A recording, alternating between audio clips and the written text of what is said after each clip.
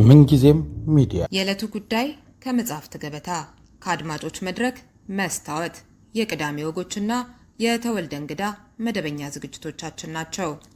703 475 6309 ስልካችን ምንጊዜም media@gmail.com የኢሜል አድራሻችን ነው። ሰብስክራይብ በማድረግ ቤተሰብ ይሁኑ። ምንጊዜም ኢትዮጵያ።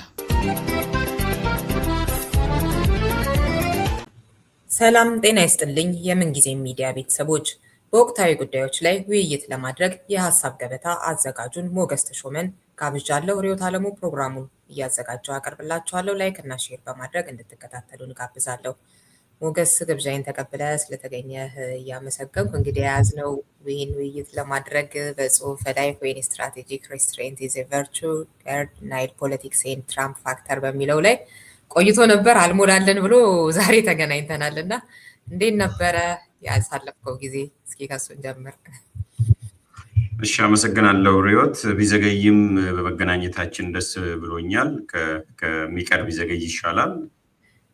ትንሽ ዊንተር ከባድ ነበር ይሄኛው ዊንተር እና እሱ ትንሽ እያሸን የቆየው። ከዛ ባሻገር ግን ደህና ነኝ። ያው አለን ከአየሩ ላይም ከመስኩም አልጠፋንም ማለት ያለው አለን።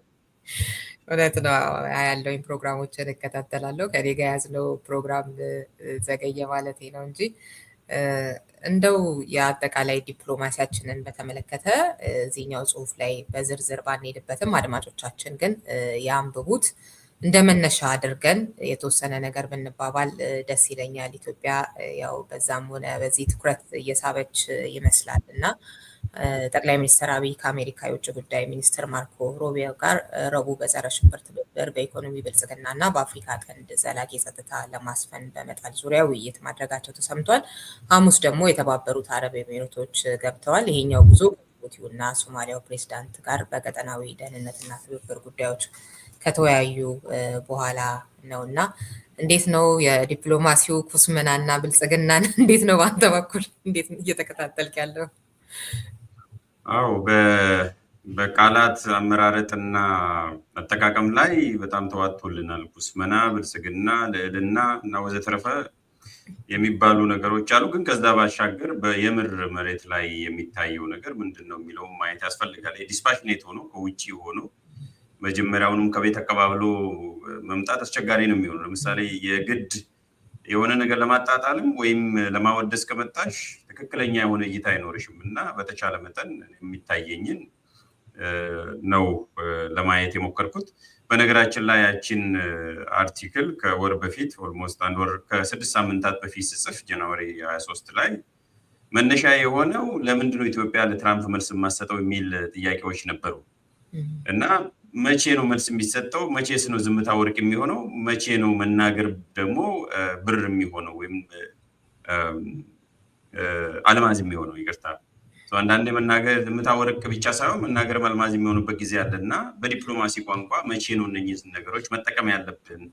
የጠቅላይ ሚኒስትሩም ወይም ኢትዮጵያ አጠቃላይ ኢትዮጵያ ዝምታ ለትራምፕ በተደጋጋሚ ውንጀላና የተሳሳተ መረጃ ዝምታው ትክክል ነው ወይ የሚል ነው እና እሱ ነው መነሻ እንዲያውቁት።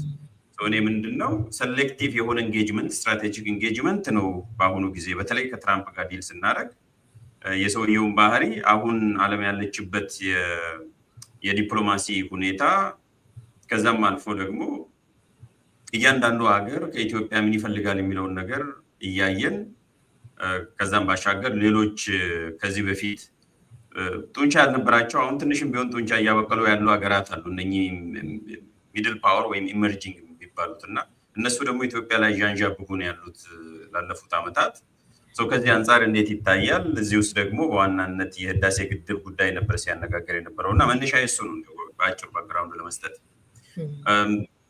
አሁን ግን ሰሞኑን ስንል እንግዲህ ባለፉት 2 ሳምንታት ብቻ ብንወስድ ሁለቱም ቅድም አስቀምጠሻል። ከዛ በፊት ደግሞ የኢትዮጵያ ጠቅላይ ሚኒስትር አብይ አህመድ ከሳውዲ አረቢያው የውጭ ጉዳይ ሚኒስትር ጋር ተነጋግሯል በአካልም። ከዛ በኋላም ሰሞኑን ስልክ ተደዋውለዋል የሚል ሪዳውት ወይም የስልክ ቃለ ምልልስ ወጥቶ አይቻሉ አንብቤያለሁ። ወይም በዋናነት ከሱዳን ጉዳይ ጋር ነው። በሱዳንን የሱዳንን ችግር እንዴት እንፈታለን? የኢትዮጵያ ተሳትፎ መሆን አለበት። ሳውዲ አረቢያስ እዚህ ውስጥ ምን ሚና ይኖራታል የሚል ጉዳይ ነው ያለው እና በሱ ላይ ነው ሲነጋገሩም ሲጨቃጨቁም የነበረው። እንግዲህ ኮንፍርምድ ከሆነ በጣም ጠንከር ያለ ቃለ ምልልስ ወይም ውይይት ነው የነበረው። እሱም አለ በዚሁ ሳምንት። ከዛ በፊት ደግሞ የምናያቸው የቱርኪ ፕሬዚዳንት መጥቷል። የሳውዲ አረቢያው ራሱ ልዑክ መጥቷል በዛው ሳምንት በአንድ ቀን ልዩነት። ከዛ በፊት ያው እንደምናውቀው የጣሊያኗም እዚህ ነበረች፣ የሲንጋፖሩ መጥቷል፣ የማሌዥያውም ነበረ፣ የህንዱ ጠቅላይ ሚኒስትርም እንዲሁ ፓርላማ ተገኝቶ ንግግር አድርጎ ቡና ጠጥቶ ሄዷል። ይህን ሁሉ አንድ ላይ ስናየው ኢትዮጵያ የስበት ማዕከል ስለሆነች ነው የሚመጡት ወይስ ከኢትዮጵያ የሚፈልጉት ነገር ስላለ ነው ወይስ ኢትዮጵያ ራሷ ችግር ስለሆነች ነው የሚመጡት የሚለውን ነገር ማየት ስለሚያስፈልግ ነው። ሰው በሁለት ነገር ሊታወቅ ይችላል ሪዮት፣ ወይ ፌመስ በመሆን ወይም ኖቶሪየስ በመሆን። ኖቶሪየስ ስትሆኚ ሁሉም እንደ ችግር ነው የሚያይሽ። ወጥቶ ምናልባት ፎቶ ሊያነሳሽ ይችላል፣ ሰልፊ ያነሳል። ግን ያን እንደዛ የሚያደርጉት አንቺ ከተለመደው ነገር ወጣ ስትይ ዲስረፕተር ስትሆኚ እብድ ነገር ስትሆኚ ነው ኖቶሪየስ የምትሆኚ የምትታወቂው። በመጥፎ ነገር መታወቅ ማለት ነው። በመበጥበጥ ችግር በመፍጠር ኖቶሪየስ ይኮናል። ያው አንድ ቤት ውስጥም ኖቶሪየስ ልጆች አሉ፣ በጣም ፌመስ የሆኑ ልጆች አሉ። ፌመስ የምትሆኚ ወይም ታዋቂ የምትሆኚ ደግሞ በምትሰሪው ስራ፣ በዲፕሎማሲ፣ በኢኮኖሚ እድገት፣ ከአገር ማረጋጋት ጋር ተያይዞ አገር ግንባታ በአጠቃላይ እነኚህን ነገሮች አይተው አይቺ ሀገር ተስፋ አላት፣ ትልቅ ሀገር ናት፣ ስለዚህ ሌሎች ሳይቀርቡን እንቅደም፣ ወይንም ሌሎቹ እዛ ጋር ቢገኙም እኛም የራሳችንን አሻራ እናኖር፣ ፉትፕሪንት ይኖር እና የተገኘውን እኛም ቦጭቀን እንሂድ የሚል ሎጂክ ይኖራል። እዚህ ውስጥ ነው እንግዲህ የትራምፕ ፋክተር የሚመጣው። አሁንን ዓለም ያለችበትም ሁኔታንም ለመገንዘብ የሚያመቸው ወይም የሚያስፈልገን በዚህ ውስጥ ኢትዮጵያ ኮስምናለች ወይስ በልጽጋለች የሚለው ወይም ልዕልና ላይ ከፍታ ላይ ደርሳለች ወይ የሚለው ሁለቱም ትክክል አይደለም። ኮስምናም አልጠፋችም፣ ተራራ ላይም አልወጣችም። ምክንያቱም ተራራ ላይ ከወጣች ካልተሰራ በደንብ ካልተሰራ መከስከስም ስላለ ማለት ነው። እንዲሁ ዝም ብሎ በቃላት ብቻ ወጥተናል ካልሽ መሬቱ ከታች ያለው መሰረቱ ባዶ ከሆነ መፈትፈትን ስለሚያመጣ ሰው እኔ በሁለቱም ኤክስትሪም የሚገልጸው አይደለም። የሆነው ምንድን ነው አሁን ያለው የአፍሪካ ቀንድ በጣም ቀንዳም ሆኗል። ራሱ ባህሪው ድሮም ቀንዳም ነው፣ አሁን በጣም የሾለ ቀንዳም ሆኗል። ይህንን ክራይሲስ ማኔጅ ለማድረግ ሁሉም ሀገራት ይረባረባሉ። ይሄ ክራይሲስ ማኔጅመንት ዲፕሎማሲ ይባላል። ችግር ከመምጣቱ በፊት ጦርነት፣ ግጭት እና እንዲሁም ደግሞ ሌሎች የዓለም አቀፍ ግንኙነትን የሚያቃውሱ ነገሮች ሳይከሰቱ ለመከላከል መረባረብ ፕሪቨንቲቭ ዲፕሎማሲን መጠቀም ነው። ስለዚህ ቀድሞ ችግር ማለት ምልክቶቹ ሲኖሩ ግን ችግር ሳይነሳ ማለት ለምሳሌ ጦርነት ሳይነሳ ያንን ለመከላከል ይሄዳሉ። አብዛኞቹ በዛ ምክንያት የመጡት ብዬ አስባለሁ። አንደኛው ይሄ ነው። ሌሎቹ ግን እንደነ ህንድም እነ ማሌዥያም ኢቭን ባለፈውም አዘርባይጃንም ተኪዷል መሰለኝ። እነኚህ ግንኙነቱ በኢኮኖሚ በጸጥታ እና እንዲሁም በዲፕሎማሲ ላይ የተመሰረተ ዲፕሎማሲ በተለይ በዩኤን ውስጥ ማን ከማን ጋር ሆኖ ቮት ያደርጋል። የዩኤን ሴኩሪቲ ካውንስልም ሪፎርም መደረግ አለበት ተብሎ ጥሪ ቀርቧል። ከአፍሪካ ራሱ ማን ነው መወከል ያለበት የሚል ጥያቄ አለ። 3 ሀገራት ናቸው። ናይጄሪያ አለች፣ ኢትዮጵያ አለች፣ ደቡብ አፍሪካ አለች፣ ግብፅም ፕላስ ኦር ማይነስ። እነኚህ 3ቱ ኢትዮጵያና ግብፅ በተለያየ ጊዜ እነሱም የራሳቸውን ፕሮፖዛል ሲያስቀምጡ ነበር። ዞሮ ዞሮ አፍሪካ ኮሌክቲቭሊ ትወከል እንደ አፍሪካ በአፍሪካ ዩኒየን ለምሳሌ ፕላስ አንድ ሀገር ትወከል ወይስ አንድ ሀገር ከአፍሪካ ተመርጦ ይደረግ ወይስ ሁለቱም ሞዴል አንድ ላይ እናድርግ የሚለው እሱ ራሱ ገና የተፈታ ጉዳይ አይደለም። ለዛም ሀገራት የራሳቸውን የድምፅ እንዲሰጣቸው ወይም ደግሞ ሎቢ ያደርጋሉ። የኢትዮጵያ ጠቅላይ ሚኒስትር ግን በዋናነት አሁን ሲመላለስበት የነበረውና የሚያደርገው ከዩኤኢ ውጪ ማለት ነው። የዩኤኢ ስፔሻል ነው። አንደኛ የኢኮኖሚ ትብብር ላይ ነው። ሁለተኛ የመንግስት የጠቅላይ ሚኒስትር አብይ መንግስት ተረጋግቶ እንዲቀጥል የተለያዩ ነገሮች ኢንጀክት እንዲደረግ ማለት ነው። ኢንጀክሽን ያስፈልጋል። የዲፕሎማሲም የኢኮኖሚም የእርዳታም እና የኢንቨስትመንትም በተለይ ደግሞ ሚሊተሪ ኮኦፕሬሽን ከተወሰኑ ሀገራት ጋር ተፈራርመዋል።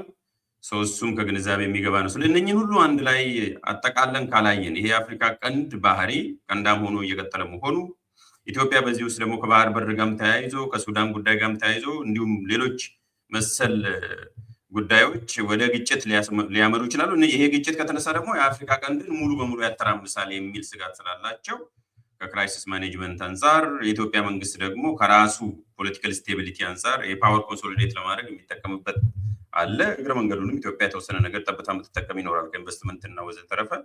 ከዛ ውጭ ግን ኦቨርኦል አሁን ያለው ዓለም መልቲ ቬክተር የሆነ ወይም ባለ ብዙ ዘርፍ እንዲሁም ደግሞ ብዙ ተዋንያን ያሉበት ስለሆነ ከዚህ ውስጥ ይሄም ያም የኔ ያም ለኔ የሚል ሽኩቻና ሩጫ ስላለ ይሄንን ለማቻቻል የሚደረግ ነው። እንግዲህ ኦቨርኦል ያለውን ነገር ለማስቀመጥ ነው እንጂ እያንዳንዳቸው ራሱ በየብቻ ለውይይት የሚያመሩ ናቸው። እኔ እዚህ ላብቃና ጥያቄዎች ካሉ ብንሄድ ይችላል። በኩስመናም በብልጽግናም ሳይሆን ማየው ብለህ ስታስቀምጥ ያነሳው ነገር ነበረ። ወደ ላይ ወጣችም ቢባል መሰረቱ የተረጋጋ ካልሆነ መከስከስም ይመጣል አይነት ነገር እና እሱን ከሀገር ቤት ጉዳይ ጋር በተያያዘ ነው እንግዲህ ከውስጥ ጉዳያችን ጋር ያሰብኩትና ለውስጥ ጉዳያችንስ እንደዚህ አይነቱ የዓለም ስርዓት ወደ ራሱ ላይ እያተኮረ ከራሱ ጥቅም ጋር ብቻ ነገሮችን የሚመዝንበት እና ከራሱ ጥቅም ጋር መመዘን ብቻ ሳይሆን በሌላው ጉዳት ላይ ጭምር በተለይ ቅድም እንዳነሳኸው የትራምፕ ፋክተር እንግዲህ ከህዳሴው ግድብ ጋር በተያያዘ በሌሎች ጉዳዮች ላይ ስንመለከተው ምን አይነት ሁኔታ ነው እየተራመደ ያለው ስንል በጣም አስደንጋጭ የሆነ ከኢራን ጋር የተያያዘውን እናያለን። የአንድ ሀገርን መሪ አስሮ የማምጣቱን አይነት ግልጽ የሆነ የአምባገነንነት አካሄድ የምናይበት እና በሚገርም ሁኔታ በግልጽ አምባገነንነት የሚራመድበት የራሴ ጥቅም በሌላው ሀገር ጉዳት ላይም ቢሆን የሚለው አይነቱ ነገር ጎልቶ እየወጣ ያለበት አንዳንዴ በግልጽ አንዳንዴ ደግሞ ያው ትንሽ ፈታ ስታደርገው የተሸፈነውን ነገር የምታገኝበት ወደዛ እየሄደ በሆነበት ሁኔታ የዓለም ሁኔታ ቅድም ያልኩ አይነት ደግሞ መሰረቱ የሀገራችን ሁኔታ ውስጥ ያለን ግንኙነት ጦርነቶቹን እነዚህን ስታስብ እዚህ ላይ ምንድን ነው የሚደምሩት? ጥሩ ነገር ሊያመጡ ይችላሉ።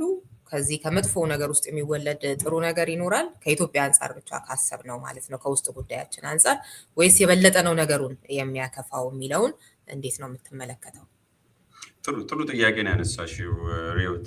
አዎ እኔም ያንን ነው ታሳቢ ያደረኩ። ቅድም በጣም ከፍታ ላይ ነን ካልን ከተራራው ላይ መፈጥፈጥም አለ ያልኩት ቤቱ የተመሰረተበት መሰረቱ በጣም ጠንካራ አይደለም፣ የተያያዘ አይደለም። ያም የሆነው ደግሞ የውስጥ ጉዳያችን ኢትዮጵያ እንደ ርጥብ ቆዳን የተወጠረችው በእውነቱ በሁሉም በኩል ጦርነት ምንም የምንደብቀው ነገር አይደለም። ለመደበቅ እንኳን ብትሞክር የማይደበቅ ሆኗል። አሁን አንዳንዴ ልትሞክር ትችላለች፣ በሌላ ስም ሊሰጠው ይችላል። ሽፍታ፣ ጽንፈኛ፣ ወንበዴ ወዘተረፈ ወይም አንዳንድ አካባቢዎች አንዳንድ ኃይላት አንዳንድ ቡድን ምናምን ልትይ ትችላለች። አሁን አንዳንድ ቡድን አንዳንድ ኃይል ሳይሆን ኢትዮጵያ ላይ ላለፉት 6 ዓመታት ጦርነት ተቋርጦ አያውቅም። እንዳውም አድማሱን እያሰፋን ሄደው እንጂ ሽሪንክ ያደረገ የጠበበ። እኔ በጂኦግራፊ ነው እያወራሁ ያለሁት። ኢንቴንሲቲው አይደለም። ጦርነት ሁለት ነገር አለ። ኢንቴንሲቲው አለው፣ ምን ያህል ነው የሚከፋው የሚለው አለ። በስፋት ደግሞ ካየሽ ከኢትዮጵያ ቆዳ ስፋት ምን ያህሉን ይይዛል የሚለው ነው። ኢንቴንሲቲው ትንሽ ቀነስ ብሏል። ምክንያቱም ከሰሜኑ ጦርነት ወይም በተለምዶ የትግራይ ጦርነት ከሚባለው አንጻር ስናይ ኢንቴንሲቲው ትንሽ ቀነስ ያለ ነው። ያ ኢንቴንሲቲው ቀነሰ ማለት ግን ዳሜጁ ቀላል ነው ማለት አይደለም። ዳሜጁ እንደውም ከዛ የበለጠ ሰፊ ቦታን የሚያዳርስ ሳይለንት የሆነ ወይም በዝምታ እንደ ሰደድ እሳት ሁሉም ቦታ እየተዳረሰ ያለ ከመሰረተ ልማት ባሻገር ማህበራዊ ትስስሩን እያፈረሰ እየናደ እያላላው እየሄደ ያለ ጦርነት ነው ያለው።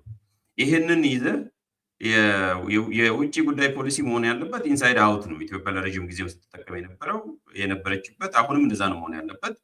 ኢንሳይድ አውት የሚሆኑ መጀመሪያ የራስሽን ቤት በደንብ ገንብተሽ አጠናክረሽ የውጭ ኃይላት ጠላትም ትንሹም ትልቁም እጁንም እግሩንም እንዳያስገባ ቢያንስ በርሽን ሙሉ በሙሉ መዝጋቱን የማይቻልም አሁን ባለው ግን ገርበብ ማድረግ መቻል አለብሽ።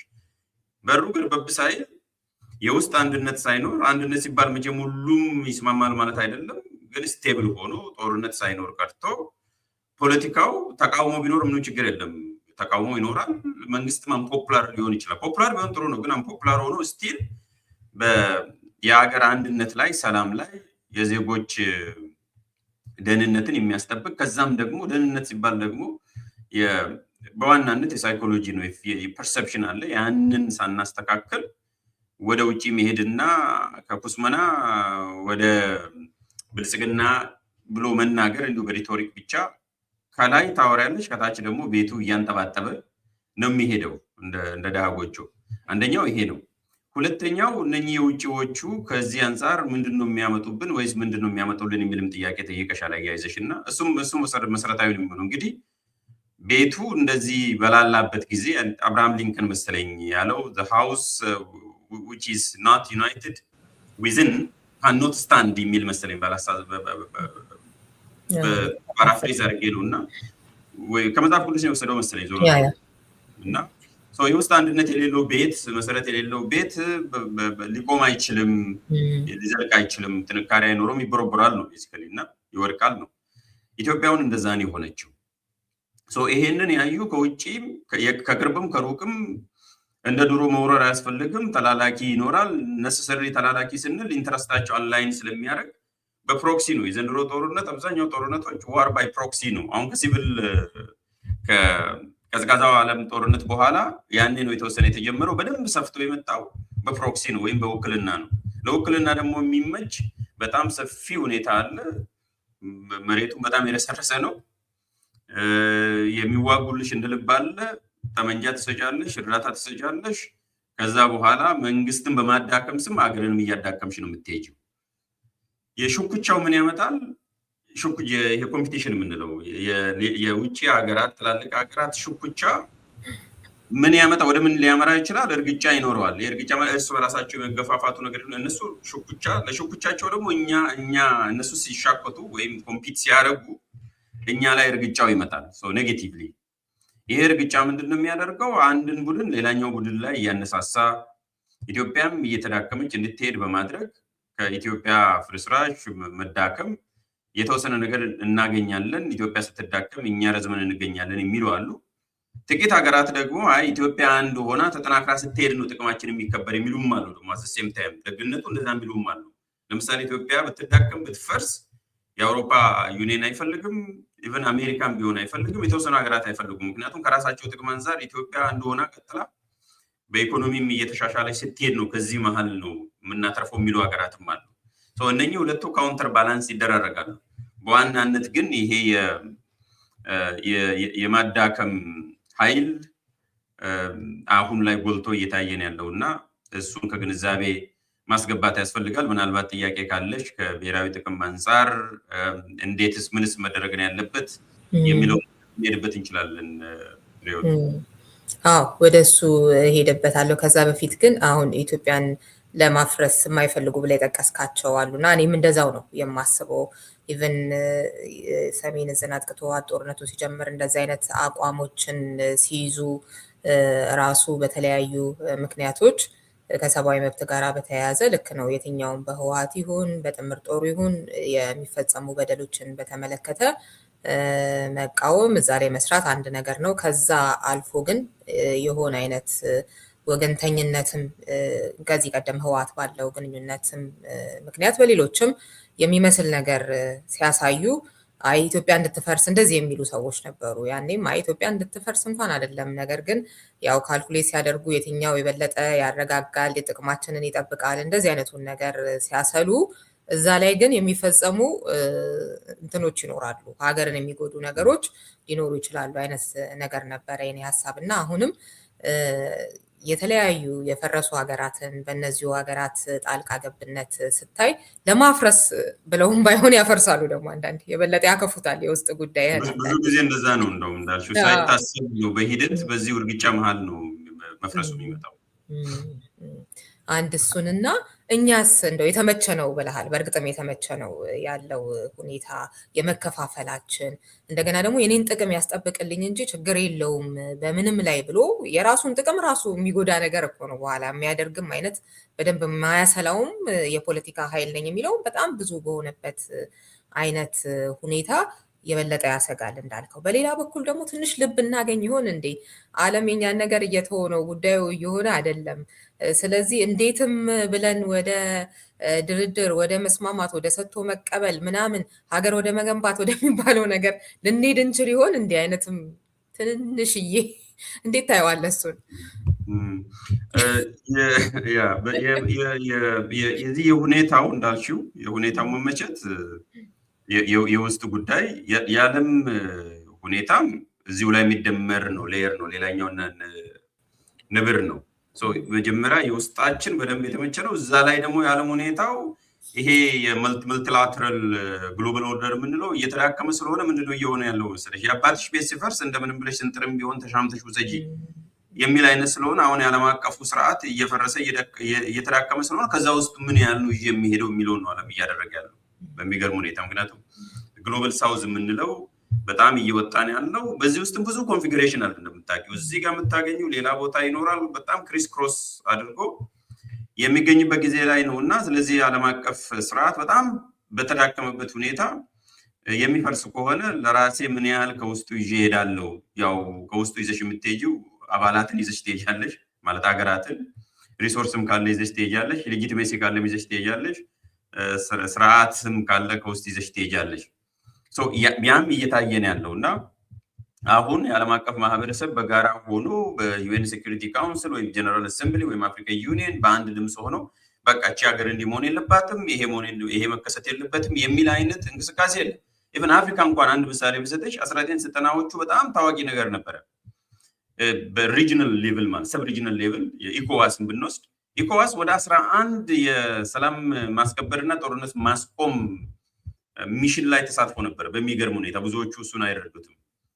the responsibility to protect ወይም የጎረቤት ሀገራት ላይ ጦርነት ሲነሳ እና የሰብአዊ ቀውስ ሲደርስ ያንን ለማስቆም ወታደር ሁሉ እስከ መላክ ድረስ ነው። የላይቤሪያን ካስታወስሽ፣ የሴራሊዮንን ካስታወስሽ፣ የማዕከለኛው አፍሪካን ካስታወስሽ ሌሎቹም እንደዚህ ነበሩ። ወደ 11 ኬዞች ነበሩ። ያን ያደረጉት ምንድነው? ይሄ ቀውስ እያየን ከእጃችን የሚያመልጥ ከሆነ ጎረቤት ላይ ችግር ያመጣል፣ ስለዚህ እዛው እናስተካክል የሚል ጽንሰ ሀሳብ ነበር እዚሁ በአፍሪካ ደረጃ ራሱ። አሁን የለም እንደዛ አይነት ነገር። ምንም ነገር አንድ ሀገር ላይ እርስ በራስሽ ብትጨፋጨፊ የቁጥር ጉዳይ ነው የሚሆነው። ብዙ ጊዜም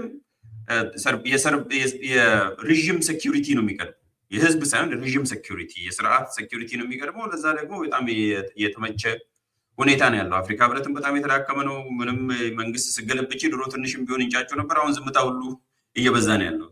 ኢቨን ወደ አፍንጫችን ስር ያለውን እንኳን ብናይ የዓለምም እንደዛ ነው። በሪጂናል ደረጃም ያለው እሱ ነው። እሱን ትራንዛክሽናል የሆነን ስርዓት ደግሞ ትራምፕ በደንብ አድርጎ ነው ያስተዋወቀው። ቅድም እንዳልኩት በቃ እሱ እልውስ ገብቶ በየትም ነገር አድርጎ አስገድዶም ኤክስቶርት አድርጎም የሆነ ነገር ማግኘት ነው የሚፈልገው። በቃ አሸንፍ ያለው ግሬት ዌይ ኦፍ ዱዊንግ ከቲንግ ዲል ይልሻል። በምንም የትኛው መንገድ ይሁን ህግ፣ ስርዓት ምናምን የሚባል ነገር የለም። የሆነ ነገር ይዘው ወደ ቤት እስከሄደ ድረስ ምንም ችግር የለውም። በጣም ትራንዛክሽናል ነው። ኢሹ ቤዝድ ነው። ስፔሲፊክ የሆነ እንደ ሀገር አይደለም። ከሀገር ላይ ስፔሲፊክ የሆነ ነገር ላይ ነው ዲል የሚያደርጉትና ያንንም ሌሎች ሀገርም ኮፒ እያደረጉ ነው። እነኚህ ናቸው ሁኔታዎች ተመቻ ያልኩት። በዚህ ስር ነው እንግዲህ ሀገር ውስጥ ያሉት የእኛ ነፃ አውጪዎች በየቦታው ያሉት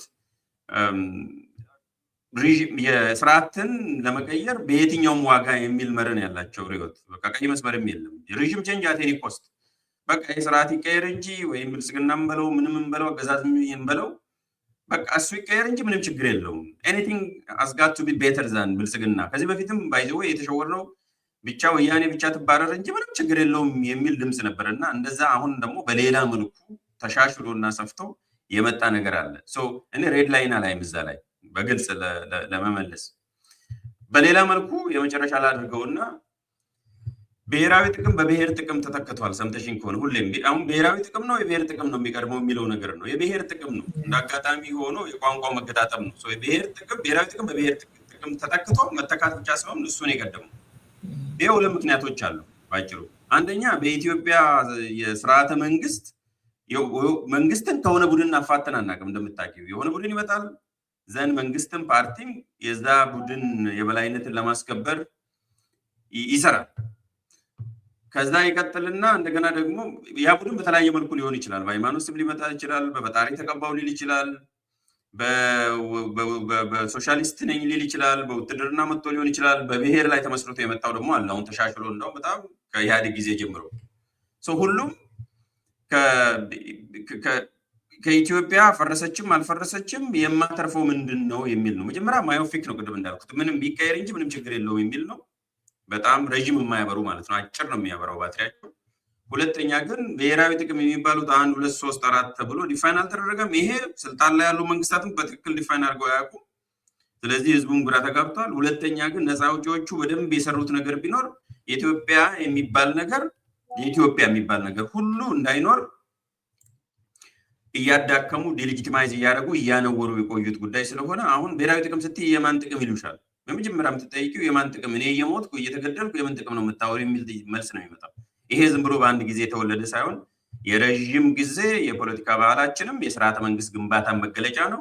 አሁንም ያለው ስርዓት ራሱ ያንን አፋቶ ተቋምን ከቡድን ጥቅም አፋቶ መገንባት ስላልቻለ አሁን ደግሞ እንዳልኩሽ የነፃ አውጪ ስሜት ከዚህ በፊት እንኳን በዛ መልኩ የማያስቡ በብሔርተኝነት የማያስቡ እንኳን ወደዛ ውስጥ ገብቶ እየዋኙ ስለሆነ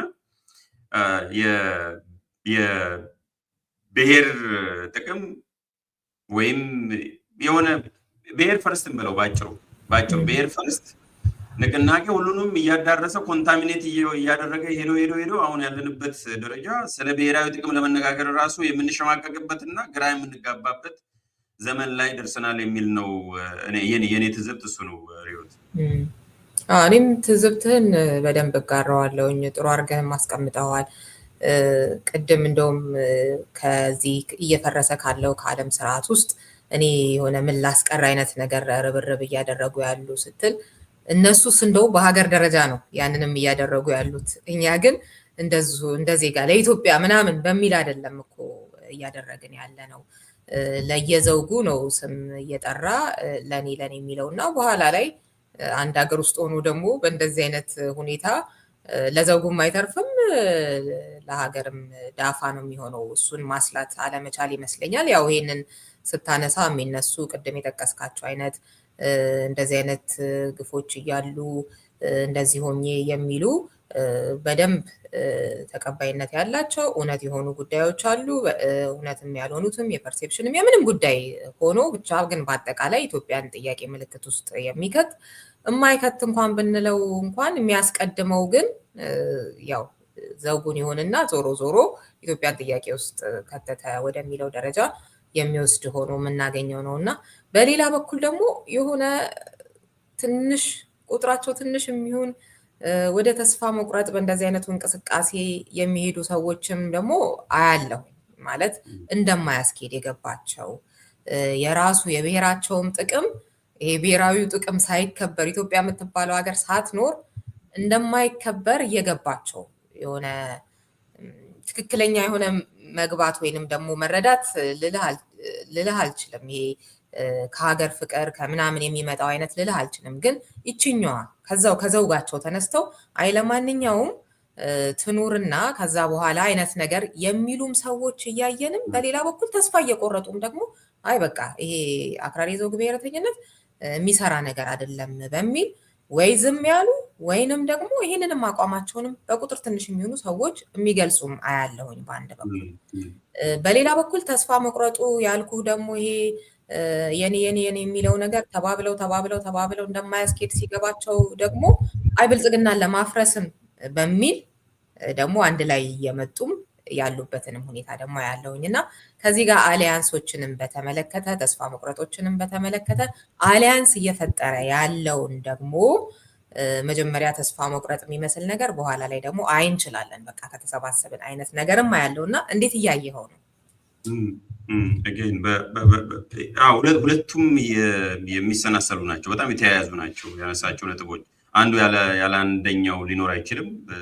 ለመገንዘብም አያመቸንም። ምክንያቱም ቅድም እንዳውም አድማጮቻችንም በተሳሳተ መንገድ እንዳይረዱት የዚህ የብሔር ጥቅም ስንል ወይም የብሔር ነፃ አውጪ የኔ ብሔር ጥቅም ይቅደም ወይም ማይ ብሔር ፈርስት የሚለው ንቅናቄ ለራሳቸው ማይጠቅሙም ባይዘው ይቅድም ያነሳቸው እሱን ስትረስ ማድረግ ያስፈልጋል።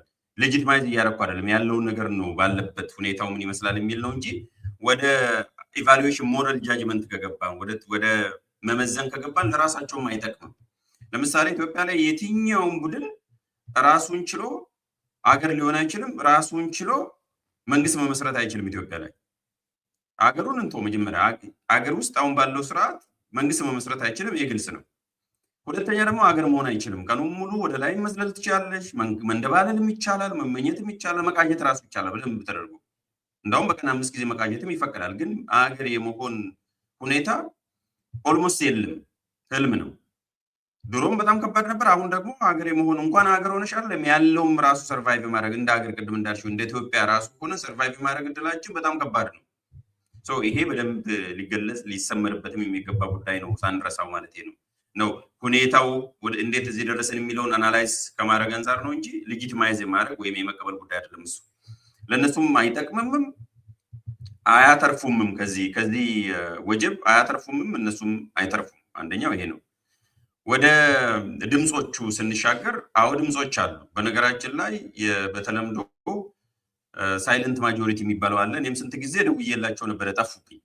ስደውል ነበረ ነበረ አሉ የሆነ ቦታ በቃ ምንም በሰው ሁሉ አፈላልጌ ነበረ። ብዙ ጊዜ አዋጅም አስነግሬ ነበር እና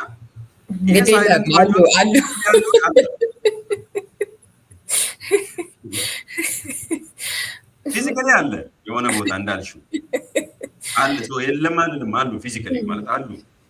ደግሞ ማጆሪቲ ናቸው በእውነትም፣ ግን ፕሬዘንስ የላቸውም ነው። እሱን ነው መረዳት ያለብን። አሁን ካልኖረ መቼ ይኖራል ነው። ቆዩ፣ ዘገዩ። አሁን ደግሞ በጣም ዘገዩ። መምጫችሁ መቼ ነው የሚል ነው። አሉ ግን ፕሬዘንት አይደሉም፣ አክቲቭ አይደሉም። ሃይበርኔት እያደረጉ ነው ያሉት። እስከ መቼ ነው ሃይበርኔት የሚያደርጉት ነው? ምክንያቱም አንዳንድ እንስሳት ሃይበርኔት ያደርጋሉ፣ መጥፎ አየር እስኪወጣ ድረስ ሃይበርኔት ያደርጋሉ። እኛም እናደርጋለን። እንደ ሰው ሃይበርኔት ታደርጋለች ወይ ሙቀት ሲበዛ ወይ ብርድ ሲበዛ ሃይበርኔት ይደረጋል። ይሄ ወጀብ እስኪያልፍ፣ ይሄ አሁን ያለው የፖለቲካ ግርግር በጣም የተጨማለቀው የተግማማው በጣም የሚሸተው የሚሰነፍተው ፖለቲካ እስኪያልፍ ድረስ ተብሎ ሊያልፍስ ይችላል ወይ ነው። ዳሜጁን እየጨመርሽ እየሸሸሽው ሲከተሉሽ በኋላ መዋጥም ይኖራል እኮ።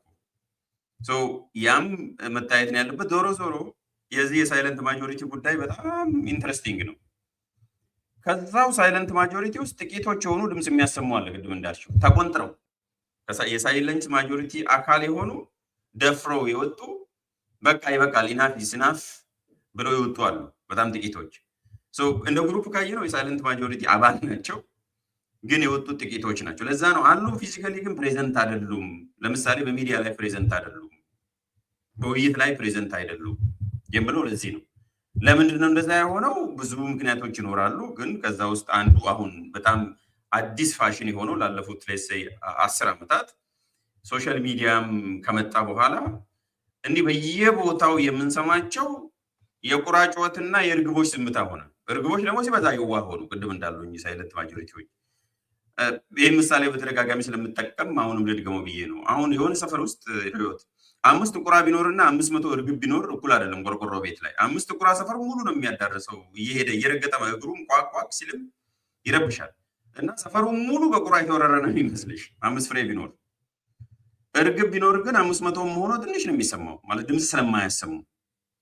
አሁን ችግሩ በፖለቲካ ቋንቋ እርግብ አይመርጥም እኮ፣ እርግብ አይተኩስም እኮ፣ እርግብ አያስተዳድርም። ዝም በማለት በፖለቲካ ውስጥ ሳይለንት ማጆሪቲ ሆነች ዝም በማለትሽ ምንም የሚመጣ ነገር የለም። አክት ካላረግሽ ወይ ምርጫ ኖሮ በምርጫ ጊዜ ካልመረጥሽ፣ ወደ የጠመንጃም ተሳትፎ ላይም ከሆነ አሁንም እሱን እያበረታታው አይደለም እንዴ፣ ተሳትፎዎቹን እየዘረዘርኩ ነው ያለሁት። እዛ ውስጥም ካልተገኘ፣ ሚዲያ ላይ ካልተገኘ፣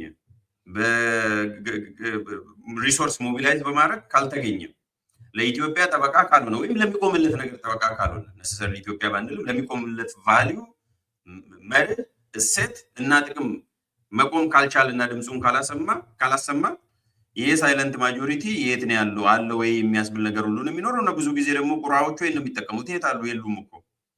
ተነስቶ ለምሳሌ አንቺ የሆነ ነገር የኢትዮጵያ ብሔራዊ ጥቅም ቀይ መስመር ነው ብለሽ ሪዮት ነገር ብትናገሪ አንቺ ላይ ተረባርበው ቁራዎቹ አንቺ ሲያሳድዱ የሳይለንት ማጆሪቲ አባል ነኝ የሚለው በውስጥ ነው የሚጽፍልሽ መጥቶ በአደባባይ ተነስቶ አይ ሪዮት የተናገረች እኮ ትክክል ነው ይሄ የኛ መቋም ነው የሚለውን የማግኘት ሁለት አታገኝም ከመቶ ውስጥ አሁን አንደኛው ማህበራዊ ሚዲያ መምጣቱ ሁለተኛ የፖለቲካችን ደግሞ የብሔር ፖለቲካ መሆኑና በጣም የሚያስጠላ የሚሰነፍጥ መሆኑ የብሔር ፖለቲካ ውስጥ ሞዴሬሽን የለም እንደምታውቁት ውይይት የለም ንግግር የለም ካራክተር አሳሲኔሽን ነው ያንን ዋጋ መክፈል አይችሉም ሶስተኛ ደግሞ በጣም የታወቀው የፕሮፌሰር መስፍን ወልደማርያምን ልዋስና ከፖለቲካ ባህላችን በጣም የገነገለው ማድፈጥ እንወዳለን ግድም ተፍተዋል ሃይበርኔት እያደረጉ ነው ያልኩት እያደፈጡ ነው ያሉት የማድፈጡ በተለያየ ምክንያት ነው ግን አንደኛው በጣም እኔ የማልወደው ኦፖርቹኒስት ናቸው ከሌ አድርጎ ሰርቶ ለፍቶ ተጣብሶ ተጥሎ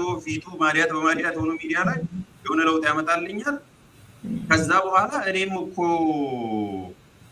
ታጋይ ነበርኩኝ ብዬ እንደምንም በግርግር ውስጥ መጣለው እንደውም ለውጥ ሲመጣ በዚህ ላብቃ ለውጥ ሲመጣ ምን ነው የሚደረገው አይተሽ ከሆነ አንድም ቀን ምንም ነገር ያላደረጉ ሰዎች ናቸው ጋቢና የሚቀመጡት ቢገርምሽ ይሄ ባህላችን ነው በጣም ባህላችን ነው እኔ ስታገል ነበር እንደ እኔ ምናምን ነኝ የሆነ ጎሳውን ቆጥሮ የሚገርምሽ ስሙን እስከ 7 ቆጥሮ ምንም ነገር ያላደረገው ሰው ለውጥ ሲመጣ ይመጣል እንዲህ መነገር ስላለበት ነው እኔ ነኝ ለምናገረው ኃላፊነት ወስደው እንደዚህ እንዲህ አይነት ባህል ስላለን ኦፖርቹኒስት ነው አይ እኔማ ለምን ተሰደባለሁ ይላል በርታ አንተ ጎበዝ ነህ ይላል ግን ያንን አይናገርም ወይ በሪሶርስ አይደግፍሽም ወይም ድምጽ አይሆንሽም ወይንም ደግሞ በቀጥታ የራሱን ነገር አያሰማም ከኋላ ሆኖ ከሌኮ ጎበዝ ነበር ከሌ እንደዚህ ነው ምናምን ብሎ ያማል ደን ግን በተግባር ቅድም እንዳልሽው የሚጨበጥ የሚታይ ወቅቱን የዋጀና ይሄን ወጀብ ለመቋቋም በሚመች ቁመና ላይ ሆኖ አይታይም ሪዮትና የምንም መነገርም በደንብ ማስታወስ የሚያስፈልግ ሆኖ ስላገኘሁት ነው ደጋግሜ የምናገረው አዎ የሆነ ልክ አይደለም የምትለውን ነገር ልክ አለመሆኑን ቢያንስ መተቸት መቃወም እንዲለወጥም ደግሞ መስራት ካልቻልክ እንዴት ሆኖ ይለወጣል የሚለው እንደገና ደግሞ ብዙ ተስፋ አስቆራጭ ነገሮች አሉ ወደዛ የሚወስዱ ነገሮች አሉ ግን ደግሞ ተንከተው ነው ሁላችንም ማን ነው የሚለውጠው እንደዚህ ጋር የሚለውን ነገር ማሰብ ካልተቻለ ያው ሁሉም እጁን አጣጥፎ እንዲቀመጥ የሚያደርግ አይነት እኮ ነው ያለው ጥላቻው ስድቡ ምንም ሀገር የምትባለውን ነገር መቀለጃ ባደረገ መልኩ ለብሔሬ ጥቅም ነው የምቆመው አይነቱ አስቂኝ የሆነ በብሔሩ ጥቅም ላይ እንደሚቆም እየቆመለት ሳይሆን እንደውም ጭራሽ ወደ ችግር እየከተተው እንደሆነ ከኢትዮጵያ ጋር የተሳሰረ እንዳልሆነ የሱ ብሔር ጥቅም የማይረዳው መኖሩ ምናምን ስታይ ብዙ የሚያሙ ነገሮች አሉ ግን ደግሞ ተትቶ ከተተወ የበለጠ አይብስም ወይ ስለዚህ ይሄ ከሳይለንት ማጆሪቲው ጋር አያይዘ ያነሳው ነገር በጣም ልክ ነው ቅድም ጠቆም ያረኩልህ ነበረ የአሊያንስ ጉዳይ ተስፋ መቁረጡ ሌሎቹን ይሄ አሁን ሳይለንት ማጆሪቲ ምናምን በሚለው ብቻ ሳይሆን በተለያየ መልኩ እንቅስቃሴዎችን አድርገው በተለይም ደግሞ ከዘውግ ብሔርተኝነት ጋር በተያያዘ ነገር ግን እንደማይሄድ ነገሩ እንደማያስኬድ ሌላ ጊዜ ምን አገባችሁ በእኛ ጉዳይ ምናምን የሚሉ ሁሉ አይ አንድ አካል ብቻውን እኮ ወደ ስልጣን እንትን ማለት አይችልም ስለዚህ አብረን መሆን አለብን አይነቱ ነገር እያስተጋቡ ያሉበት ሁኔታ ለመሰባሰብ እየሞከሩ ያሉበትን ሁኔታ ደግሞ እያየን ነውና አንድን ስርዓት መቃወም አንድ ነገር ነው ልክ ያልሆነ ነገርን መቃወም ያስፈልጋል ዝም ብሎ ማየት አያስፈልግም በሌላ በኩል ስትቃወመው ስትታገለው ግን ከነማን ጋር ሆነህ ነው የሚለው ደግሞ ቢያንስ አነስተኛ የሚባሉ መስፈርቶች ከነማን ጋር ነው መቀናጀው ከነማን ጋር ነው ህብረት የምፈጥረው ከነማን ጋር ነው የሚለውን በተለያዩ ደረጃዎች ውስጥ ሚኒመም ሪኳየርመንት የሚባል ነገር እንዳለ አስባለሁና እነሱ ነገሮች ለሞገስ ምንድናቸው የሚለውንም ብናይ ረስቼው ነበር እንኳን አስታወስኝ እንግዲህ በተለያየ መልኩ መሀል ላይ መዛል ነበር እንዳልሽው በጣም መዛል ነበር ፋቲግ ነበር ምናልባትም ከወቅታዊም ሌሎች ጊዜ ካለን ከምርጫ ጋርም ተያይዞ የምናሳው ዞሮ የሚመጣ ነገር ይኖራል ፋቲግ ወይም አፓቲ ምንል ቮተር አፓቲ ነገር አሁን ያ ቮተር አፓቲ ለምርጫ ነው የሚሰራው ግን ኦቨርኦል በኢትዮጵያ ፖለቲካ ፋቲግ አለ የመሰላቸት ነገር መጀመሪያ በጣም ዩፎሪያ አለ መጀመሪያ አካባቢ የተጭቆነ ሚዲያ ላይም ሰው በጣም በጉጉት ነው የሚያየው ነገሮችንም የሚጠብቀው የሆነ ነገር ለውጥ ይመጣል ብሎ በጣም ከፍተኛ ተሳትፎ ነበር ዘን ከዛ በኋላ የመሰላቸት ነገርም አለ ከዛ በኋላ ትንሽ ደግሞ ምልክት አለ የመሰባሰብ ነገር ቅድም ያልሽው እኔ መሰባሰቡን እንደው አንድ ነገር ጨምሬበት ከሶስት ገጽታ ብናይ ጥሩ ነው። አንደኛው በምን ጉዳይ ላይ ነው የምትሰባሰቢው? ሁለተኛ ከማን ጋር ሆነሽ ነው ለውጥ የምታመጪው? ሶስተኛ ከተሰባሰብሽ በኋላ እና ለውጥ የሚመጣ ከሆነ ከተሳካልሽ ምን አይነት ወደ የስርዓት ነው የምገነቢው የሚለው ከነኚህ ከሶስት ነገሮች ላይ መግባባት መኖር አለበት። መግባባት መኖር አለበት ሲባል ደግሞ ቅድም እንዳልሽው ሚኒመም ኦቨርላፒንግ ኮንሰንሰስ መኖር ነው ያለበት። ሁሉም ነገር ላይ መስማማት አይጠበቅብሽም፣ ግን ይሄ ሚኒመም ኦቨርላፒንግ ኮንሰንሰስ ወይም ትንሹ ዝቅተኛው የሚያስማሙ ነጥቦች መኖር ነው ያለባቸው። መሰባሰቡ ጥሩ ነው። ብዙ ጊዜም ለፖለቲካ ፓርቲም ወይ ተሰባበሩ የሚለው ነገርም ለረዥም ጊዜ የቆየ ነው። ህብረተሰቡም ሲጠይቅ የነበረ ዛሬም የሚባል ነው። በኋላም እናነሳዋለን ጊዜ ካለን። ይሄ መሰባበርና መተባበር ነገር ዘንድሮስ ወይ ተቀርፏል ወይ የሚለውን አሁን ከምርጫ ውጭ ያለው ነው አሊያንሱን እያወራን ያለ ነው። ከምርጫ ፖለቲካ ውጭ ያለውን ነው እያወራው ያለሁት እና ለመሰባሰብ መሞከሩ ጥሩ ነው። ለውጥ መሻትም ጥሩ ነው። መሰባሰቡ ቅድም ያለውንም አንዱን ችግርም ይቀርፋል። ይሄ እኔም አያገባኝም ካልኩ አንቺም አያገባኝም ካልሽ እሱም አያገባኝም ካለ እነሱም አያገባኝም ካሉ መሀል ላይ ክፍተት ይፈጠራል። የፉክክር ቤት ኔጌቲቭ ኮምፒቲሽን ይባላል በህግ ቋንቋ። ኔጌቲቭ ኮምፒቲሽን ባለማድረግ ማለት ነው። ከዛ ምን ይፈጠራል? ጋፕ ይፈጠራል። የፉክክር ቤት ሳይዘጋደር አይነት ነገር ነው ባጭሩ። ያ እንዳይፈጠር ወይም እንግዲህ በአማርኛ የምንጠቀመው የኮሌክቲቭ አክሽን ፕሮብሌም ነው የምንለው። የኮሌክቲቭ አክሽን ፕሮብሌም ምንድን ነው? የጋራ ነገር ነው፣ ጥቅሙም የጋራ ነው። አንድ ሰው የተወሰኑት ወጥተው ኃላፊነት ወስደው ዋጋ ከፍለው ለውጥ ካላመጡ በስተቀር ማንም ለውጥ አያመጣም። ያንን ለማስቀረት ወይም ለመቀነስ እንቅስቃሴ መጀመሩ መሰባሰቡ ጥሩ ነው። እሱ መደገፍ አለበት። እነኚህ መሰባሰቦች ግን በምን መሰረት ላይ ነው የቆሙት? ከማጋን የቆሙት? ለምን ዓላማ ነው የቆሙት የሚለው ነገር ግን መጠየቅ ነው ያለበት። እኔ በተደጋጋሚ ስጠይቅ ነበር። አንቺም ጠንከር ባለመልኩ በየሄድሽበት በፕሮግራምሽም ማለት በየዝግጅቶችሽ ታነሻለሽ። በእነዚህ አይነት ስብስቦች ጋርም ሲኬድ ይህንን ጥያቄ በተደጋጋሚ ስታነሽም ሰማለሁ። እኔም አንስቻቸው አውቃለሁ ራሴን አስችዬ። ይሄንን ጥያቄዎች ስናነሳ ወይም እኔ ሳነሳ ራሴን ችዬ እንደ አንድ ኢትዮጵያዊ ኢንዲፔንደንት ኦቶኖመስ ሆኜ ነው የምጠይቀው። ብዙ ጊዜ ይለጥፋለሁ። አይ ነው ከሆነ ቡድን ጋር ካልተለጠፍሽና የሆነ ብብት ስር ካልከተቱሽ ራስሽን አስችለሽ እንደ አንድ ኢትዮጵያዊ ጥቅምሽን አስልተሽ መጠየቅ እንደምችይው እንኳን አይገምቱም ወይም አይፈልጉም። በጣም ከፍተኛ ንቀት አለ በዚህ ረገድ የሚታወቅ ነው። አንቺ የሆነ እንደዚህ አይነት ጥያቄ ስትጠይቂ ሌብል የማድረግ ጉዳይ ነው።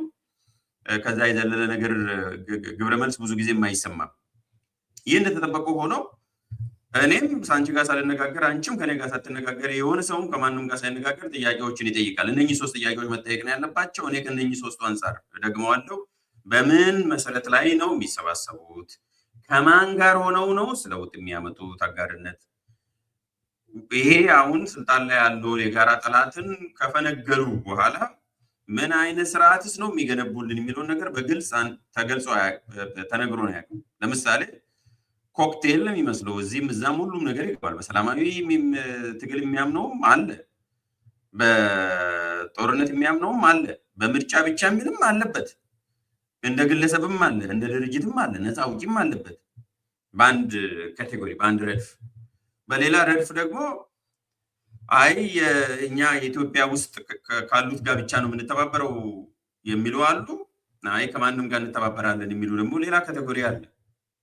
ሌላው እንደገና ደግሞ አይ እኛ ይሄ ስርዓት በጦርነት ብቻ ነው የሚወገደው፣ ስለዚህ እኛ ጠመንጃ የያዝነው ነው የበላይ ሆነን ለውጥ ማምጣት ያለብን የሚሉ አሉ። ከዛ ውስጥ ደግሞ አይ እንደዛ አይደለም፣ እንደዛማ ሊሆን አይችልም፣ በጣም ሁሉን አቀፍ የሆነ የስርዓት ለውጥ መኖር አለበት፣ አሳታፊ መሆን አለበት የሚል አለ። ሶ ቤዚካሊ ባለጠመንጃው እና ባለብዕሩ ጎን ለጎን ተቀምጦ ለዛውን በጣም የተዳከመ ባለብዕር ባለበት ሁለቱ አንድ ላይ ሆኖ ለውጥ ለማምጣት የሚሞከር ነገርም አለ። ብዙም ሴንስ የማይሰጥ ማለት ነው። ምክንያቱም የሆነ ነገር ገፍቶ ቢመጣ ባለጠመንጃ መቼም ቢሆን ለባለብዕር ድል ሰጥቶ አያውቅም። ባለብዕር ደግሞ አሸንፎም አያውቅም። እዛ ላይ ሲደርስ በታሪክም ሆኖ አያውቅም። እንደው ይሄ የተወገደ የስርዓት ተቀየረ ብንል እና የሆነ ቦታ ብትገናኘው ወደ 4 ኪሎ ስገሰግሽ እንደ የምርሽን ነው ሲያምር ይቀራል የሚል ነው የሚመጣው። ቤዚካሊ እንደዛም ነው። አሁንም ቢሆን እኮ ሰላማዊ ትግል አያዋጣም፣ ምን አደረጋችሁ፣ እኛን የለፋ ነው የሚል ነው የሚመጣው። እኛንን ዋጋ ያከፈል ነው የሚለው ነው የሚመጣው። እርስ በርሳቸውም ራሱ እነዚህ ነፃ አውጪዎች እኔ ነኝ የበለጥኩት ያዋጣሁት የሚል ነው የሚመጣው። ካስታወሽ ኦሮማራ ላይ እኮ የኦሮሞ ተነስቶ ሲናገር የአማራውን ብዙ መናገር አይፈልግም። እንደምታውቅ ብዙ ጊዜ ይዘለዋል። የአማራውም እኛ እኮ ነው ቀድመን ስንዋጋ የነበረው ይላል። አንዱ የፈረሰበት ምክንያቱም እሱ ነው። ከዛ በኋላ ይመጣና ሌሎቹን ኢትዮጵያዊ ደግሞ ኤጀንሲ ይረሳሉ። እንደምታውቅ በቃ ይረሳል። ሙሉ ስንት ዋጋ የከፈለው እስር ቤትም የቆየ ስንት ቶርቸር የተደረገው ሁሉ ይረሳና በቃ ያቺ አንድ ሰሞን ንቅናቄ ብቻ ደግሞ ለውጥ ያመጣችም ያስመስሉታል። ከታሪክ ከቅርብ ጊዜ ታሪክም ለመማር ማለት ነው። ምክንያቱም ሌላ ትምህርት ቤት መሄድ አይጠበቅብኝም። የተሳተፍኩበት አለ። የዚህ የቄሮ ሙቭመንት ውስጥ እንዲሁ የዛሬ 10 ዓመት ዩኒቨርሲቲ ሆኜ ስሳተፍ የነበረ ሰው ነበርኩበት። ተሳትፌ አውቃለሁ። ውጤቱ ምን እንደነበረ አውቃለሁ። ምክንያቱም ሳይግባቡ የተጋቡ ሲጋቡ ተፋቱ ነው የሆነው ቤዚካሊ። አሁንም በጣም ኮክቴል የሚመስል ከዛም ከዚህም በቃ አንድ ላይ ተደማምሮ የመጣ አይነት ነገር ተጃምሎ ነው። ተዳምሮ አይደለም ተጃምሎ የመጣ ነገር ይኖራል እና በምን ጉዳይ ላይ ነው የምንሰባሰበው የሚለው ከዚህ ረገድ ትንሽ የሚያሳምናል። ምክንያቱም ቁጭ ብለውም ይሄ ሬድ ላይን ነው ብለው የሚያስቀምጡት ነገር የለም። ባይዘው ኢትዮጵያ ትቀጥላለች ወይስ አትቀጥልም የሚለው ላይ አይ እኔ ኢትዮጵያን ገና በኢትዮጵያ ላይ እርግጠኛ አይደለሁም ወይ ኢትዮጵያ ላይ ተስፋ ቆርጫለሁ የሚልም ቡድን አለበት ወይም አሁን ያለችዋን ኢትዮጵያ ባለችበት ለማስቀጠል አልፈልግም የሚል አለ። ከዛም አልፎ ደግሞ የኔን ጥቅም በተለየ መልኩ የምታስጠብቅ ኢትዮጵያ መምጣት አለባት የሚልም ቡድን አለ። 3 አይነት ቡድን እዚሁ ጋር ከትብብር አንጻርም ቅድም እንዳልኩሽ ከማንም ጋር እንተባበራለን ምን ብልጽግናም ተባብሮ የለው ይላል። ሲጀመር መንግስትና ምንም ያላም ፖፑላር ቢሆን መንግስትና ነፃ አውጪ ፖፑላር መንግስት ከሌላ ሀገር ጋር መተባበር መብት አለው። ኖርማሊ ግዴታውም ነው። ብልጽግና ምሳሌ ነው የምልሻው። ኢህአዴግም ሊሆን ይችላል ከፈለገ ሌላ ስምም ስኪው ብቻ መንግስት ከሆነ የመንግስት አንዱ ኃላፊነት ከውጭ ሀገር ጋር ግንኙነት ማድረግ ነው አለ። መንግስት ስቴት ለመሆን 4 ነገር ያስፈልጋል። effective governance and entering into relationship with international actors ይላል ዲፊኒሽኑ ራሱ ስቴት። ስለዚህ መንግስት ከሆንሽ ባይ ዲፎልት ከሌላ ሀገር ጋር የመገናኘት ፕሪቪሌጅ አለሽ፣ ግዴታም አለ። ራሳቸውን ከመንግስት ጋር እኩል ነው የሚያደርጉት። ይልቁንስ ያ ግንኙነት ትክክል ነው ወይስ አይደለም በይዘት ደረጃ ነው ማንሳት ያለብሽ። ለምሳሌ ብልጽግና ከነከሌ ጋር ያደረገው ግንኙነት የተቀደሰ ነው ወይስ አይደለም፣ ትክክል ነው ወይ፣ ስለ ውጤት አምጥቷል ወይ፣ ጠቅሞናል ወይ የሚል ይገመገማል። ከኤርትራ ጋር የነበረው ጋብቻ ትክክል ነበር ወይ፣ ከዩኤኢ ጋር ከከሌ ጋር በይዘት ደረጃ ነው የምትገመግሚው እንጂ እንደ ግንኙነት ያደርጋል መንግስትም አድርጎ የለ እኛም እናደርጋለን አትመርጡልንም የሚል በጣም የጅል ፖለቲካ የሚያራምዱም አለ። መንግስት ነው፣ ግንኙነት ማድረግ ግዴታ ነው ማለት ነው። ሊያስፈቅድም እኔን አንቺንም ሊያስፈቅድም አይገባውም። በይዘት ደረጃ ነው ሊገመገም የሚችለው ማለት ለኢትዮጵያ ይጠቅማል አይጠቅምም የሚለው አድሬስ አድርጌ ልሂድ ብዬ ነው። እግረ መንገዱንም ከማንም ጋር መገናኘት እንችላለን ከማንም ጋር መስራት እንችላለን የሚል ኃይልም የበዛበት ነው። መጨረሻ ላይ የወደፊቷ ኢትዮጵያ ምን እንደምትመስል ራሱ ቢያንስ እንደው ፍሬምወርኩ ስኬለተኑን አውጥተው ያስቀምጡት ነገር የለም እና ከነኚህ ከ3ቱ አምዶች ስናያቸው በአብዛኛው ያልተሟላ ሆኖ ነው ያየሁት እና እንደዚህ ከሆነ ደግሞ ማህበረሰቡ እንዴት ተስፋ ይኖረዋል? እኔ በዚህ መልኩ ከጠየቁት ሌላው ተራ ህዝብ እንዴት ያው ተራ ስልሽ ሌላው አክቲቭሊ ኢንቮልቭ ያደረገ ማለት ነው በምን መልኩ ነው የሚያየው የሚለውን ነገር ከግንዛቤ ውስጥ ማስገባት ያስፈልጋል። ሬው እንደው ከዚሁ ጋር አያይዘን በአንድ በኩል ያው ሩቅ ባለማሰብ ከሀገር ጥቅም አንጻር ካለመጨነቅ ማለት መጀመሪያ የብሔሬን ጥቅም አይነቱን ነገር ከማሰብ የሚደረጉ አሉ። በሌላ በኩል ደግሞ ይሄ ፍጥነቱ ራሱ ማለት ዛሬ የሆነ ቡድን ከገሌ ጋ ነው ካልክ በኋላ ወደ ሌላኛው ቡድን የሚሄድበት ፍጥነት እንደገና እዚህ ጋር ይሄንን ነው የሚያስበው ይሄ ነው አቋሙ ከተባለ በኋላ እንደገና ደግሞ ያንን ትቶ ወደ ተቃራኒው የሚሄድበት እና የሆነ አይነትም እኮ ለአሊያንስም እንደዚህ የሆነ አይነት ትረስት ትልቅ ነገር ነው ብዬ አስባለሁኝ እና እንደሱ አይነቱን ነገር ራሱ መመስረት የሚቻልበት አይነት ሁኔታ አላይም በበኩሌ። ምክንያቱም ዛሬ እዚህ ጋር ነው ያልከው ነገ እዛ ጋር ይሆናል። ዛሬ ወደድኩት ብሎ ያሞካሸውን ነገር ነገ ጠልቶ ደግሞ በጣም በሚገርም አይነት ሁኔታ ጥላሸት ሲቀባ ታየዋለህ። እንደዚህ አይነት ነገር እና ትላንትና እታገለዋለሁ ያለውን አካል ዛሬ አጋሪ ነው ሲል ታየዋለህ። አጋሪ ነው ያለውን ደግሞ ትላንትና ሲታገለው ከነበረ ጋር ሆኖ ለመውጋት ደግሞ ምንም ጊዜ የማይወስድበት አይነትም ነገር ታያለህ እና ምንድነው እንደዚህ የሆን ነው? ፖለቲካ እኮ እንደዚህ አይነቱን ነገር ይጠይቃል ይሉሃል። ደግሞ ነው እንዴ ይጠይቃል የሚለው ነገር ምን እንደሆነ የሚጠይቀው በደንብ አድርጎ ይገባኛል። ግን እንደዚህ አይነቱን አቋም የለሽነትና እንደዚህ አይነቱን ውጤት አልባ የሚያደርግ አይነት አካሄድ እንደማይጠይቅ ግን ይገባኛል። እና እሱ ላይስ የምትታዘበው ነገር ምንድን ነው? በጣም መሰረታዊ ነጥብ ነው ይሄንን የሚያነሳሽው ሪዮት። እኔም ስታዘበው የቆየሁት ጉዳይ ነው። ሁለት ነገሮችን ይደበላልቃሉ። ይሄ ፖለቲካ ዛርት ኦፍ ዘ ፖሲብል ነው፣ ስለዚህ የሚቻለውን የዕለቱን ማድረግ ነው ብለው ዲፋይን የሚያደርጉት። እንደዛ አይደለም። ፖለቲካ ጥቅምሽን አስልተሽ ስትራቴጂክ ግብንም እንዲሁም የጊዜ የታክቲክም አቅምሽንም የጠላትንም የምትጣመሪውን ሰው ደግሞ በደንብ አድርገሽ ሰው ማለት ቡድን ደግሞ በደንብ አድርገሽ አጥንተሽ ብዙ ጊዜ ፈይተሽ በዛ ሂደት ውስጥ በዛ በመከር ጊዜ የምትስማሚበት እንዳትካካጂም ቢያንስ መነሻ የሚሆን መስፈንጠራ የሚሆን ነገር ለይተሽ ነው የምትነሺው እንጂ ፖለቲካ ምናልባት ግን ሚስ አንደርስታንዲንግ እንዳይመጣ እሱ ጋር ቦገስ ይሄ ዘ አርት ኦፍ ዘ ፖሲብል የሚለውን ትክክል አይደለም እየተረጎሙ ያሉት እንጂ ትክክል አይደለም ያልከው አባባሉን አይደለም ማለት አባባሉን አይደለም እየተረጎሙት ያሉበት መንገድ እንዳይመስል ብዬ ነው። እነሱ እቺ ዝም ብሎ የወስዷትና በግርድፉ የሚተረጉሙ ግን በሌላ መልኩ ነው። አቋም የለሽነት አይደለም ዘ አርት ኦፍ ዘ ፖሲብል ወይም ሪያል ፖለቲክ የጀርመንኛ እንትን ነው መሰረቱ። ሪያል ፖለቲክ ማለት ወይም ፖለቲካል ሪያሊዝም ማለት ነው ወደ እንግሊዝኛው። በገሃዱ ዓለም ላይ የተመሰረተ ፖለቲካ ልንለው እንችላለን ወደ አማርኛ ስናመጣው። ያንን በዛ ውስጥ ነው ዘ አርት ኦፍ ዘ ፖሲብል ተብሎ የተቀመጠውም። ሁለቱም ያንን ያሉት ጀርመናዊ ናቸው። አንደኛው ቢስማርክ ነው፣ ሌላኛው ደግሞ የታዋቂው የዲፕሎማሲ እና የጦርነት ባለሙያ ወይም ደግሞ በወቅቱ አዋቂ ነው ያንን ያለው።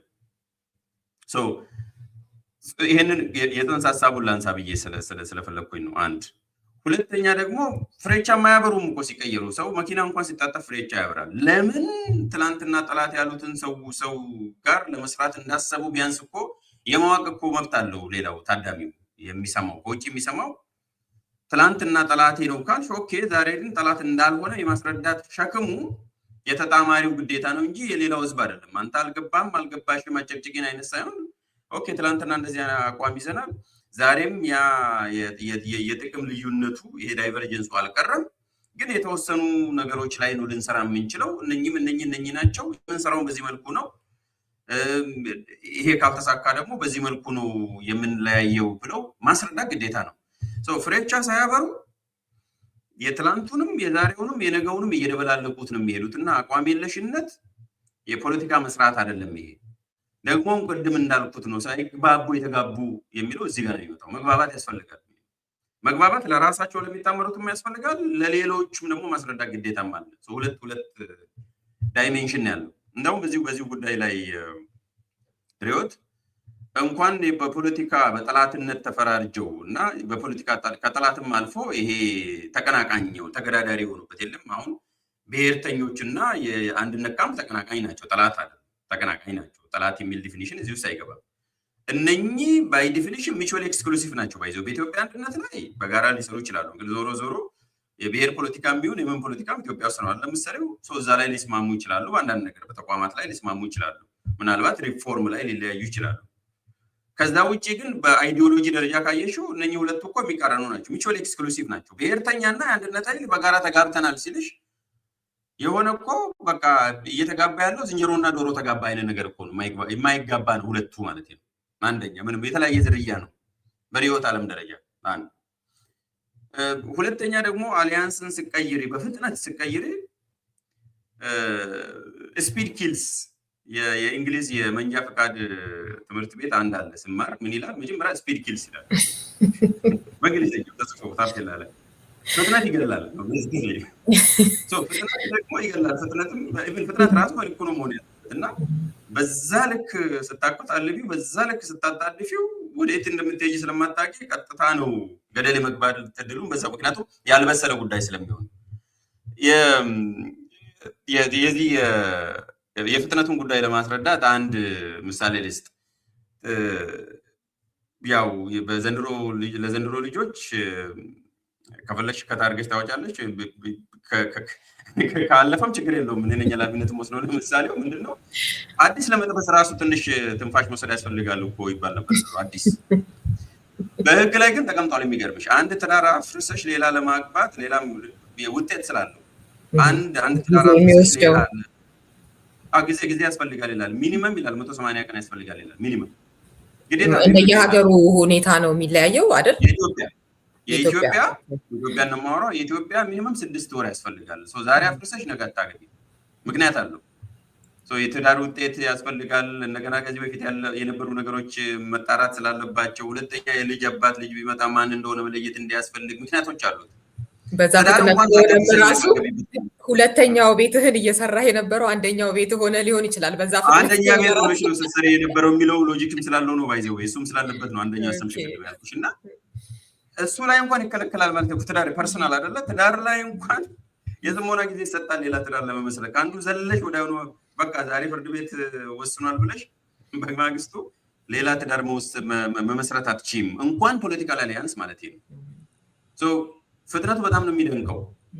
ደግሞ ፍሬቻ ያበሩም ለምን ደግሞ እንደተሰባሰቡም ለምን እንደተለያዩ ቢታወቅ እንኳን ለምን ዳግም እንደተጋቡ ወይም ወዳጅ እንደሆኑ አይገልጹም። እንደገና ደግሞ የውጭ ያለው ማህበረሰብ ያንን የማወቅ መብት እንዳለውም የሚገነዘቡ አይመስለኝም። ወይም ቢገነዘቡም በጣም በከፍተኛ ንቀት ነው የሚያልፉት። በቃ አትናገሩ ለምን ጠየቃቸው አይነት ነገር ነው። ለምሳሌ ሁለት ሰዎች የሆነ ቦታ ላይ ተሰብስበው እንዴት ትናንትና ይሄ እንዲህ ነው አንተ ደግሞ እንዲህ ነህ እና እንዴት አንድ ላይ ልትሰሩ ቻላችሁ የሚል ጥያቄ አንቺ ስትጠይቂ ሌጂቲሜት ሆኖ ሳለ እንዴት ጠየቅሽ የሚለው ነው የሚመጣው እንደውም በንዴት። እና በእነኚህ በጣም መሰረታዊ ኦብዘርቬሽን ነው ወይም ትዝብት ነው ያደረግሽው። እኔም በዚህ መልኩ ነው የማየው። ሪዮት እንዳው በደንብም ልናወራበት እንችላለን፣ ግን በዚሁ ብገድብ ይሻላል መሰለኝ። ታንኪዩ በጣም አይ ቆንጆ ሀሳቦችን አንስተሃል። እንደው ሰዓት ስለሄደ እንጂ ብዙ ብናወራ ብዬ የማስባቸው ነገሮች ነበሩ። ሌላ ጊዜ ሲመች እንመለስባቸዋለን። የምርጫውን ጉዳይ ቅድም ጠቆም አድርገዋል እና እሱንስ እንዴት ታየዋለህ? ሌላው መነጋገሪያ ወቅታዊ ጉዳይ እሱ ነው። ምርጫ መሳተፍ ያስፈልጋል? አይ በፍጹም አያስፈልግም፣ ለመንግስት ያልተገባ እውቅና መስጠት ነው። በሌላ በኩል ደግሞ በቅድመ ሁኔታ መሳተፍ ያስፈልጋል፣ ለማጋለጥም የተወሰነ ደረጃ ሄዶም እንደዚህ የተለያዩ መነጋገሪያዎች አሉ እና እሱም በራሱ ሌላ አይነት ቁርሾ በሚያስከትል ሁኔታ ነው እነሱ አይነት ሀሳቦችም ሲገለጹ አይ ይሄ ይሻላል በሚል ብቻ ሳይሆን ከዛ ውጭ ምርጫ አካሄዳለሁ ያለውን ልክ እንደ ባንዳም የማሳየት አይነት ነገር እንዲህ አይነት ነገሮች ሁሉም የምናይበትም ነው እና እሱንስ እንዴት እያየኸው ነው? የምርጫ ነገር እንዳለመታደል ሆኖ ምርጫ ለማድረግም ምርጫ ኖሮን አያውቅም ኢትዮጵያ ላይ እና በጣም አልታደልንም በሚል ልጀምር መክፈቻ ንግግር ያለና ይሄ ምን እንደተጣባን አላውቅም። ሀገራት ብዙ የአፍሪካ ሀገራትም ሩቅ ባንሄድ ምሳሌ ስንወስድ ግድም እንዳቸው ስፔሲፊክ መሆኑ ጥሩ ነው። ብዙ አፍሪካ ሀገራት ከቅኝ ግዛት የተላቀቁት ወይም ነፃ የወጡት የሚለው ኮቴሽን ውስጥ ላስገባና ነፃ ወጥተዋል የሚል ጥያቄ ስላለ የተላቀቁት ከቅኝ ግዛት የተላቀቁት ሀገራት በእድሜ 60 ቢበዛ 70 ነው የሚሆኑት። የሚገርምሽ እንደው 70 ጀነረስ ሆኜ ነው ዛሬ ላይ ሆነ በእድሜ 60 ዓመት ሆነው እኛ የተማሪዎች ንቅናቄ የተጀመረበት ጊዜ ማለት ነው። ቤዚካሊ አይደለም ተመሳሳይ ጊዜ ነው የነበረውና ባለፉት 50 ዓመታት ውስጥ ዲሞክራሲን አዋልደው ወይንም ወርሰው ከሌሎቹ ከቅኝ ገዢዎቻቸው ወርሰው ወይም ከጎረቤትም ኮርጀው ወይንም ተቋምን ገንብተውና ለራሳቸው በሚሆን መልኩ አስማምተው የዲሞክራሲ ስርዓትን የተወሰኑ ሀገራት ከኛ ኋላ የተወለዱ ሀገራት እኛ ስለ ዲሞክራሲና ህዝባዊ መንግስት በምናወራበት ጊዜ ሊትራሊ የተወለዱ ሀገራት ከኛ ቀድመው ሲሄዱ ሳይ ይሄ አለመታደልና ያው በእርግማን ጋር ላይ ያይዘው ግን አንፎርቹኔት ከሚለው አንፃር ጋር ላይ ያይዘው አለመታደል መሆኑን በደንብ ነው የሚያሳየው። ጎረቤት ኬንያን ብታይ፣ ኧረ ሶማሊላንድ ራሱ ለሀገር ገና እጩ ሀገር ሆና በጅምር የቀረችዋ ሶማሊላንድ እንኳን ያደረገችው ምርጫ ታስታውሻለች። በጣም የሚገርም ምርጫው ገና ውጤቱ 2 ቀን ሲቀረው ፕሬዚዳንት ደውሎ ለዛኛው የኮንግራቹሌተሪ ሜሴጅ የሚልክበት አስቢ። እዚህ አፍንጫችን ስር እኮ ነች። እኛ በዛ በሶማሌ በኩል እንዲሁ ሮጠሽ ነው የምትገቢው። ሩቅም አይደለም። ምንም ድንበሩም እኮ አይደለም፣ ሲስተም ነው እንጂ አሁን በምን ነው የምትለየው? አሁን በዛ በምስራቅ በኩል ያለው የኢትዮጵያ ሶማሌ እና ሶማሌላንድ በምንም ልትለያች ማህበረሰቡ ምንም መሬቱንም አትለይም ድንበሩ የት እንደሆነ እኔ ግን የተለያየ ስርዓት መኖሩን ታያለች እዛው ይሄ ያለመታደልን የሆነ ችግር መኖሩን ያሳያል አይደል ሁለቱም ኮምፔር ስታረግ something is missing ምክንያቱም ተመሳሳይ ነው ህዝቡ ተመሳሳይ ነው ድንበር ሁሉ አይታይም ማለት ነው ዝም ብለሽ ከነዳሽ ከነገመልሽ ነው መገቢው መኪናም ከነዳሽ ዝም ብለሽ ነው መገቢው እዛ ላይ በዲሞክራሲ መንግስት የሚቀየርበት ገና ሀገር ሳትሆን ማለት ነው እዚህ ጋር ግን አንድ ጊዜ እንኳን ህዝባዊ መንግስት ዛሬም ህዝባዊ መንግስት እኮ ነው ሽግግር መንግስት ይባላል ህዝባዊ መንግስት ይባላል እነዛ ገለልተኛ እና አሳታፊ ምርጫ መኖር አለበት ይባላል ጠንካራ ተቋም መገንባት አለበት እንላለን ዛሬም እኮ ዛሬ 50 ዓመት እንላለን ዛሬም እንላለን እና ይሄ በጣም የሚያሳዝን እንዳለመታደል ሆኖ ከዛ ባለፈም ግን ስንፍናችንም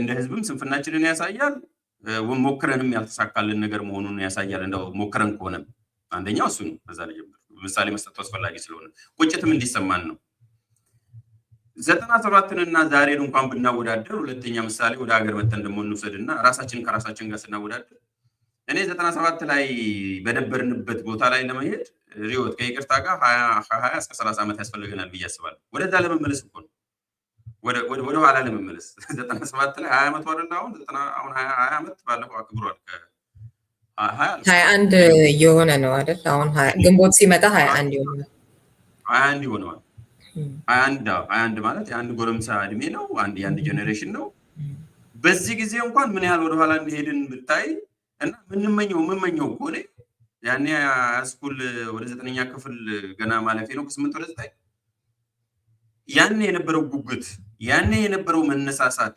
የህዝቡ ፍላጎት ይሄ ፓሽን ለክፍል ውስጥ ሆነ እኔ ያስታውሳለሁ ቲቸር ስል እንደዚህ ነው ማውጣው የነበረው የሚገርመው እኔ ገና 8ኛ ክፍል ጨርሼ እስካሁን አስታውሳለሁ እኔ ማለት ሞቢላይዝ እንዴት እንዳደረጉ ምን ፖለቲካ የት ነው ማቀው ምንም ቲቪ አለች ጎረቤት ሄዶ ምናምን ነው የምናየው ወደ ዱርፍጬ ቲቪ አለች እዛ ቁጭ ብለሽ ነው ተሰብስበሽ የምታዩ ሶሻል ሚዲያ የለም ጋዜጣ እንደ ልብ አይገባም ጋዜጣ ያንን አላነብም ያኔ ላይብረሪም ጋዜጣ አይቀመጥም በምን መልኩ ነው በዛች በተገደበች የፖለቲካ ምህዳር በተከፈተች ፖለቲካ ምህዳር እና በነበረው ንቅናቄ ሞቢላይዜሽን ተማሪ እንኳን ሆነን የራሴን መናገር የሚችለው ጥያቄ ያለኝ ብዬ እንደዚህ ሳወጣ ነበር አስታውሳለሁ እንደዚህ ሊትራሊ አንድ እጅ አልነበረ ሁለት እጅ ነበር ማውጣው ይሄ ሶሻላይዜሽኑ ግን አንኮንሺየስሊ እንዴት እንደተሰራ አላውቅም ያኔ ኦፍ ኮርስ የቅንጅት ምልክት ነው የቅንጅት ብቻም ሳይሆን ኦፖዚሽን ምልክት ነው የለውጥ ምልክትም ነው ቤዚካሊ በቃ ለውጥ እንፈልጋለን ያ በዛ ጊዜ የነበረው አንቺ ያው ታውቂያለሽ አዲስ አበባ የነበርሽው ሁኔታውንም የበለጠ ከኔ የበለጠም ታውቂዋለሽ ቫይቡንም ማለት ድባቡንም ስለምታውቂው አትሞስፌሩን ከዛ ዛሬ ላይ ወደ ምርጫ አትግቡ ምርጫ ያስፈልግም ምርጫ ውስጥ የገባ ባንዳ ነው የሚል ባንድ በኩል ቅድም ያልሽው አለ ከዛ ውጪም ደግሞ ህዝቡ በጣም ዊዝድሮ አድርጓል እንዳለ እኔ በብዙ መልኩ ነው ባይዘው ያደረኩት አንድ ሁለት ጊዜ ሰርቬይ ሰራው ተካከለ ሚኒ ሰርቬዮች ሰራለሁ እንደው ዝም ብሎ ከሚዲያ ሞኒተሪንግ ውጪ ሰርቬይ ሰራለሁ ዝም ብዬ አልፎ አይተሽ ከሆነ ከዛ ውጪ እንደገና ደግሞ ሚኒ ሰርቬይ ላችኋለሁ እንጂ ትናንሽ ሪፕሬዘንቴቲቭ አይደሉም ያው ለድምዳሜ ባያበቁም ግን የሆነ ነገር የሚያሳዩት ነገር አለ ዘን ከዛ አልፎ ደግሞ 5 ከምርጫ ጋር የተያያዘ ወይም ከፖለቲካ ፓርቲዎች ጋር የተያያዘ ፕሮግራም አዘጋጅቼ ነበር ህይወት ባለፉት 3 ወራት 5 ጊዜ አንድ ፓርቲ 3 መጥቷል ኢዜማ 2 መጥቷል ኢህአፓ 3 መጥቷል 5 ኢሶዴፓ 1 መጥቷል ሌላም አንድ ፓርቲ መሰለኝ 7 ጊዜ ነው ያደረኩት አክቹአሊ 7 ጊዜ ከ5 ፓርቲዎች ጋር የህዝቡ ሪአክሽን አየውበት እዛ ላይ በሚዲያ ላይም ያለው ተሳትፎ በቃ ሚዲያ ላይ ሊትራሊ ለምን አመጣብን አይነት ነገር ሁሉ ነው ያለው በቃ ሆነ በመጥረቢያ ይዘው መጣው የሚያሳይው የሚዲያ ሰዎች ነና ከዛ አንርቅም የሚዲያ ሰዎች የሚሰማሽ ስሜት እንደ ምን አስበነው አይነት ነገር ነው የሚመስለው እንደው ባገኘ ምናምን ነው የሚመስለው አፓቲው ማለት ነው ከምርጫ ጋር በተያያዘ በቃ አይመጣም ሰው አይፈልግም የቀረውም ራሱ የሚዘፈልሽ በጣም ዲስከሬጅ ነው የሚያደርገው እንደገናም ዊዝድሮ አድርጓል ህዝቡና ቮተር አፓቲ ያልኩት ይሄ ነው ኦፍ ኮርስ የዛሬ 5 ዓመትም የተመዘገቡን ታጋለሽ ግን ተራዝሞ ራሱ በስንት ጉልበት አዲስ አበባ ላይ ራሱ አራዝሞ በግድ ስንት ነገር አድርገው ነው ትንሽ የተሻሻለው 1 ሚሊዮን ለመሙላት ወደ 7 ሚሊዮን በግምት 6 ሚሊዮን ባለበት አዲስ አበባ ውስጥ 1 ሚሊዮን ለመሙላት አቅቷቸው ምርጫ 2013 ላይ ማለት ነው አሁን ላይ ባስ ነው 97 እና 2017 እንዲገጥምልኝ 20 ዓመት መካከል ያለውን ልዩነት ብታይ በሰማይና ምድር ነው ወደዛ ለመመለስ እንኳን በህዝብ ደረጃም በተቋማት ነፃነትና ገለልተኝነት የፖለቲካ ምህዳሩ ማለት ነው አሁን የተሻለ ነበር አይደለ? ኮሚኒኬሽን አለ፣ ሚዲያው እንደልብ አለ፣ ሁሉም ነገር አለ። ቢያንስ መሻል ነበረበት፣ ብሶበታል። ስፔስ የለም። መንግስት ቆልፎት እመጣለሁ የተቃዋሚዎቹ ላይ ማን ምን ኃላፊነት ይወስዳል የሚለውን ለየብቻ ከፍለዋል። ከመንግስት አንፃር ምርጫውን ጨርሶ ነው ወደ ምርጫ ነው የሚለው። ይሄ ሊትራሊ እንትን ነው የሚመስለው፣ የራሱ ሃውስ ፓርቲ ነው የሚመስለው ያደረገው ብልጽግና። ሃውስ ፓርቲ ጨርሰሽ አንቺ ግን ተጋበዙልኝ ጨርሰሽ ማለት ነው። የጋራ አይደለም ንግስ፣ የድር ቤትም አይደለም፣ ሰርግም አይደለም። ሰርግም የሆነ ፕላኒንግ አለው። በቃ አንቺ ሃውስ ፓርቲ ነው። ሃውስ ፓርቲሽ ላይ ነው ሰዎች የሚመጡት። እዛ ላይ ሌሎቹ እንዲመጡ ነው የተደረገው። ይሄ የተደረገው በምንድን ነው? አሁን ቅድም የምንለው በምርጫ ለውጥ አይመጣም የሚለው ነገር በደንብ እየሰራበት ነው ያለው። ጦርነት አለመቆሙና አለማቆሙ ለዚህ ዓላማ እንዲያመች ነው። ሰው ጦርነት ውስጥ ሆኖ ስለ ምርጫ ሊያወራ አይችልም። ባይዘወይ በሶስት ምክንያት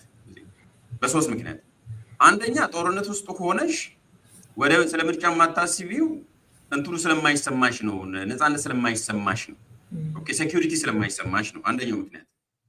ሁለተኛ እንደገና ደግሞ ጦርነት ዲሌጂቲማይዝ ያደርጋል። ሁለቱ አይደለ? ጦርነት ነው በምርጫ ለውጥ አይመጣም፣ ስለዚህ ጦርነት ነው መፍትሄ የሚል ቡድን ስላለ ስለ ምርጫ የሚያወራው ድምፅ በጣም ተዳክሞ የጦርነት ድምፅ ነው ከፍ ያለው። ሁለተኛ ሶስተኛ ምርጫ ላይ የሚሳተፉትን ሰዎች ነፃ አውጪዎቹ እንዳለ ነው የዘረፉት፣ ወሰዱ፣ ሰረቁ። እያንዳንዱ አሁን ወደፊት እኮ ጦርነቱ ቢቆም ምንድን ነው የሚያደርጉት? ማስተፋት ነው፣ ይተፋሉ። ከአብን የወሰዱትን ፋኖ ይመልሳል፣ ከኢዜማ የወሰዱትን የሆነ ቡድን ይመልሳል፣ ከኦፌኮ የወሰዱትን የሆነ ቡድን ይመልሳል ነው። ምሳሌ ለመጥቀስ ነው። ከስምረትና ከስምሪት ፓርቲም የሆነ የወሰደውን የሆነ ይተፋል፣ ደቡብ ላይ የሆነ ፓርቲ የወሰደውን ይተፋል። እንደዛ ነው የሚሆነው። ይወስድብሻል፣ ኮንስቲቱሽንሲ ይወስድብሻል ማለት ነው። ይወስዳል ሄዱ። በእነኚህ ሶስት ምክንያቶች የምርጫ ድባብ ወይም የምርጫ ነገር ኦልሞስት ምርጫ የሌለው ሃውስ ፓርቲ ሆኗል። የፖለቲካ ምህዳሩ ቅድም እንዳልኩሽም የይስሙላን የሆነው በጣም በሚገርም ሁኔታ መንግስት በነገራችን ላይ ፋናን ብትወስጂ ኢቢሲን ብትወስጂ አሁን ሰሞኑን ስለተጀመረ ማለት ነው ዘግይተው ነው የጀመሩት። ጥር 1 ነው የተባለው ባይዘ ከአንድ ወር ተኩል 2 ወር በኋላ ነው የጀመሩት። እሱን ራሱ እና ምንድን ነው የሚያረጋቸው? የአዘቦት ቀን ብልጽግናን ነው ሲሰብክ የሚውለው። አሁን ራሱ ከክርክሯ ውጭ ስለ ብልጽግና ነው የሚጫወተው። ስለ ብልጽግና ሲያወራ ቆይቶ ራሱ ባለስልጣን ደግሞ መጥተው ከአንቺ ጋር ይከራከራሉ በዛች 30 ደቂቃ። በጣም ከዛች ክርክሯ ውጭ ስለ ሌሎቹ ፖለቲካ ፓርቲዎች ራሱ እንኳን አይወራም። ባዘቦቱ ለምሳሌ 6 ቀን በቀን ብንከፋፍል 6ቱን ቀን ስለ ብልጽግና ያወራና 7ቱ ቀን ላይ ነው የሆነች ደቂቃ ላይ የምትከራከሪው። ልክ ተከራክረሽ ስትወጪ ስለ ብልጽግና ነው የሚያወራው። ሚዲያዎቹ የብልጽግና ናቸው፣ እንደገና የብልጽግና ሆነውም ደግሞ የሚያከራክራሉ። ይሄ ያኔ 97 ላይ እንደውም ትንሽ የተሻለ የነበረው ከዚህም የተሻለ የነበረው። አሁን በዚህ በኩል እንደዚህ አድርጎ ለራሱ ህዝቡ በቃ ከምርጫ ውስጥ እንዳይሳተፍ ቮተር አፓቲ እንዲኖር ሰላምም እንዳይኖር ሴኩሪቲም እንዳይኖር ተደርጎ በቃ ምርጫ ዋጋ የለውም የሚል ነገር እንዲሆን ተደርጎ ብልጽግና አሸንፏል የሚል እንኳን ሌላው አይደለም እኮ እኔ ካድሬው አይደለም እኔ እንኳን እንደዛ እንዲሰማኝ እያደረጉ ነው ያሉት። ምክንያቱም በቃ ያለቀ ጉዳይ ነው፣ ሂደቱ ላይ እናተኩር የሚለው ነው። ምናልባት በኋላ ጥያቄ ጠይቅ በዛ እመጣበታለሁ። ምን ነው የምትጠብቀው የምትይኝ እንደ ውጤት እንደ ይዘት። ከተቃዋሚዎቹ በኩል ግን ብናይ ደግሞ በጣም በሚገርም ሁኔታ ሪዮት እንዲሁ አልፎ ታዘበሽ ከሆነ አላውቅም፣ እኔ በጣም እየታዘብኩ ነው። የምርጫ ክርክሩንም የተወሰነ ለመረዳት እየሞከርኩ ነው ያለሁትና በጣም በሚገርም ሁኔታ ተቃዋሚ የሚባሉት ስብስቦች ለምን ለየብቻቸው እንደሚቆሙ ራሱ አይገባኝም። 3-4 ሆነው የሚያወሩት ተመሳሳይ ነገር ነው። ሪዮት ስለ ፌዴራሊዝም ሲያወሩ ተመሳሳይ ነው፣ ስለ ኢኮኖሚ ሲያወሩ ተመሳሳይ ነው። እንዴ ስለ ሶሻል ዲሞክራሲ እኮ 3 ቡድኖች እያወሩ ነገር ግን የብልጽግና ተቃዋሚ ነን ብለው ቆመዋል ጎን ለጎን። ኢህአፓ ሶሻል ዲሞክራት ነኝ ይላል፣ ራሱ ሲሮፓ ሶሻል ዲሞክራት ነኝ ይላል። የመጀመሪያው ክርክር ላይ ኢዜማ ራሱ ሶሻል ዲሞክራት ይላል። ምክንያቱም አለበት እንትን ውስጥ ስም ውስጥ አለ እኮ ማህበራዊ ፍትህ ነው። ኢትዮጵያም ደግሞ እንደዚሁ ሶሻል ዲሞክራት ነው ስሙ ራሱ። ይሄኛውም ርዕዮተ ዓለማችን ሶሻል ዲሞክራሲ ነው ይላል ኢህአፓም ሲከራከር። ምንድነው ፖይንቱ? ለምንድን ነው ለየብቻ ያቆሙት ሶስቱ? ማለት ምንድን ነው የሚለያቸው? እኔ በቃ ያንን አየውና ሌሎች ነገሮችንም ዞር ብዬ ከገመገምኩ በኋላ እንትን ኦቨርላፕ የሚያደርጉበትን ቦታ እየሞከርኩ ነበረ። ከህገ መንግስታዊ ስርዓት ጋር በተያያዘ ከሰላም ጋር በተያያዘ ከዲፕሎማሲ ጋር በተያያዘ ከኢኮኖሚ ጋር በተያያዘ እንደዚህ ቅድም እንዳልኩሽ ከርዕዮተ ዓለም ጋር በተያያዘ ብዬ ከብልጽግና ጋር ባላቸው ምንድነው ኦፖዚሽን ጋር በተያያዘ አድርጌ እንደዚህም ብዬ አስቀመጥኩኝ። ርዕዮት ምን እንዳገኘው ታውቃለች? 82% አንድ አይነት ናቸው እነኚህ ተቃዋሚ ፓርቲ የሚባሉት 82% እነየት 3-4 ሆነው ለየብቻ ቆመዋል። እና ኃላፊነት ብሰጥ ነው እንግዲህ 70% ለመንግስት እሰጣለሁ ለገዢው ፓርቲ ዛሬም ገዢው ብሎ ነው ራሱን የሚጠራው ባይዘው ወይ እሱ ራሱ ስህተት ነው ትክክል አይደለም ገዢ ፓርቲ ብሎ መጠራት የለበትም ቢያንስ አሁን ምርጫ ክርክር ላይ ራሱን ገዢ ፓርቲ ብሎ መግለጽ የለበትም ኤኒዌይስ ሴማንቲክ ሁልተውና ስለማንጨርስ ሁሉንም 70% ለተቃዋሚ ፓርቲዎች እሰጣለሁ ወይም ተፎጋጋሪ ምንም ይበሉ ወይም ተቃዋሚ ተገዳዳሪ ምንም ይስጣቸው 30% የነሱ ችግር ነው 70% ደግሞ ስልጣን ላይ ያለው ችግር ነው እንደው 70% ባላረግ 60% የመንግስት የብልጽግና 20% የነሱና የቀረችውን 15% ደግሞ ለህዝብ ውጪ ያለው ማለት ነው። ምክንያቱም እቺኛው በዚህ ላብቃለሽ አሁን ያለንን ጊዜ ርዕዮት ጊዜያችንን አድቮኬሲ አክቲቪዝሙን የሚዲያ ፕሬዘንሱን እና ሞቢላይዜሽን 10% ለጦርነት ያደረግነውን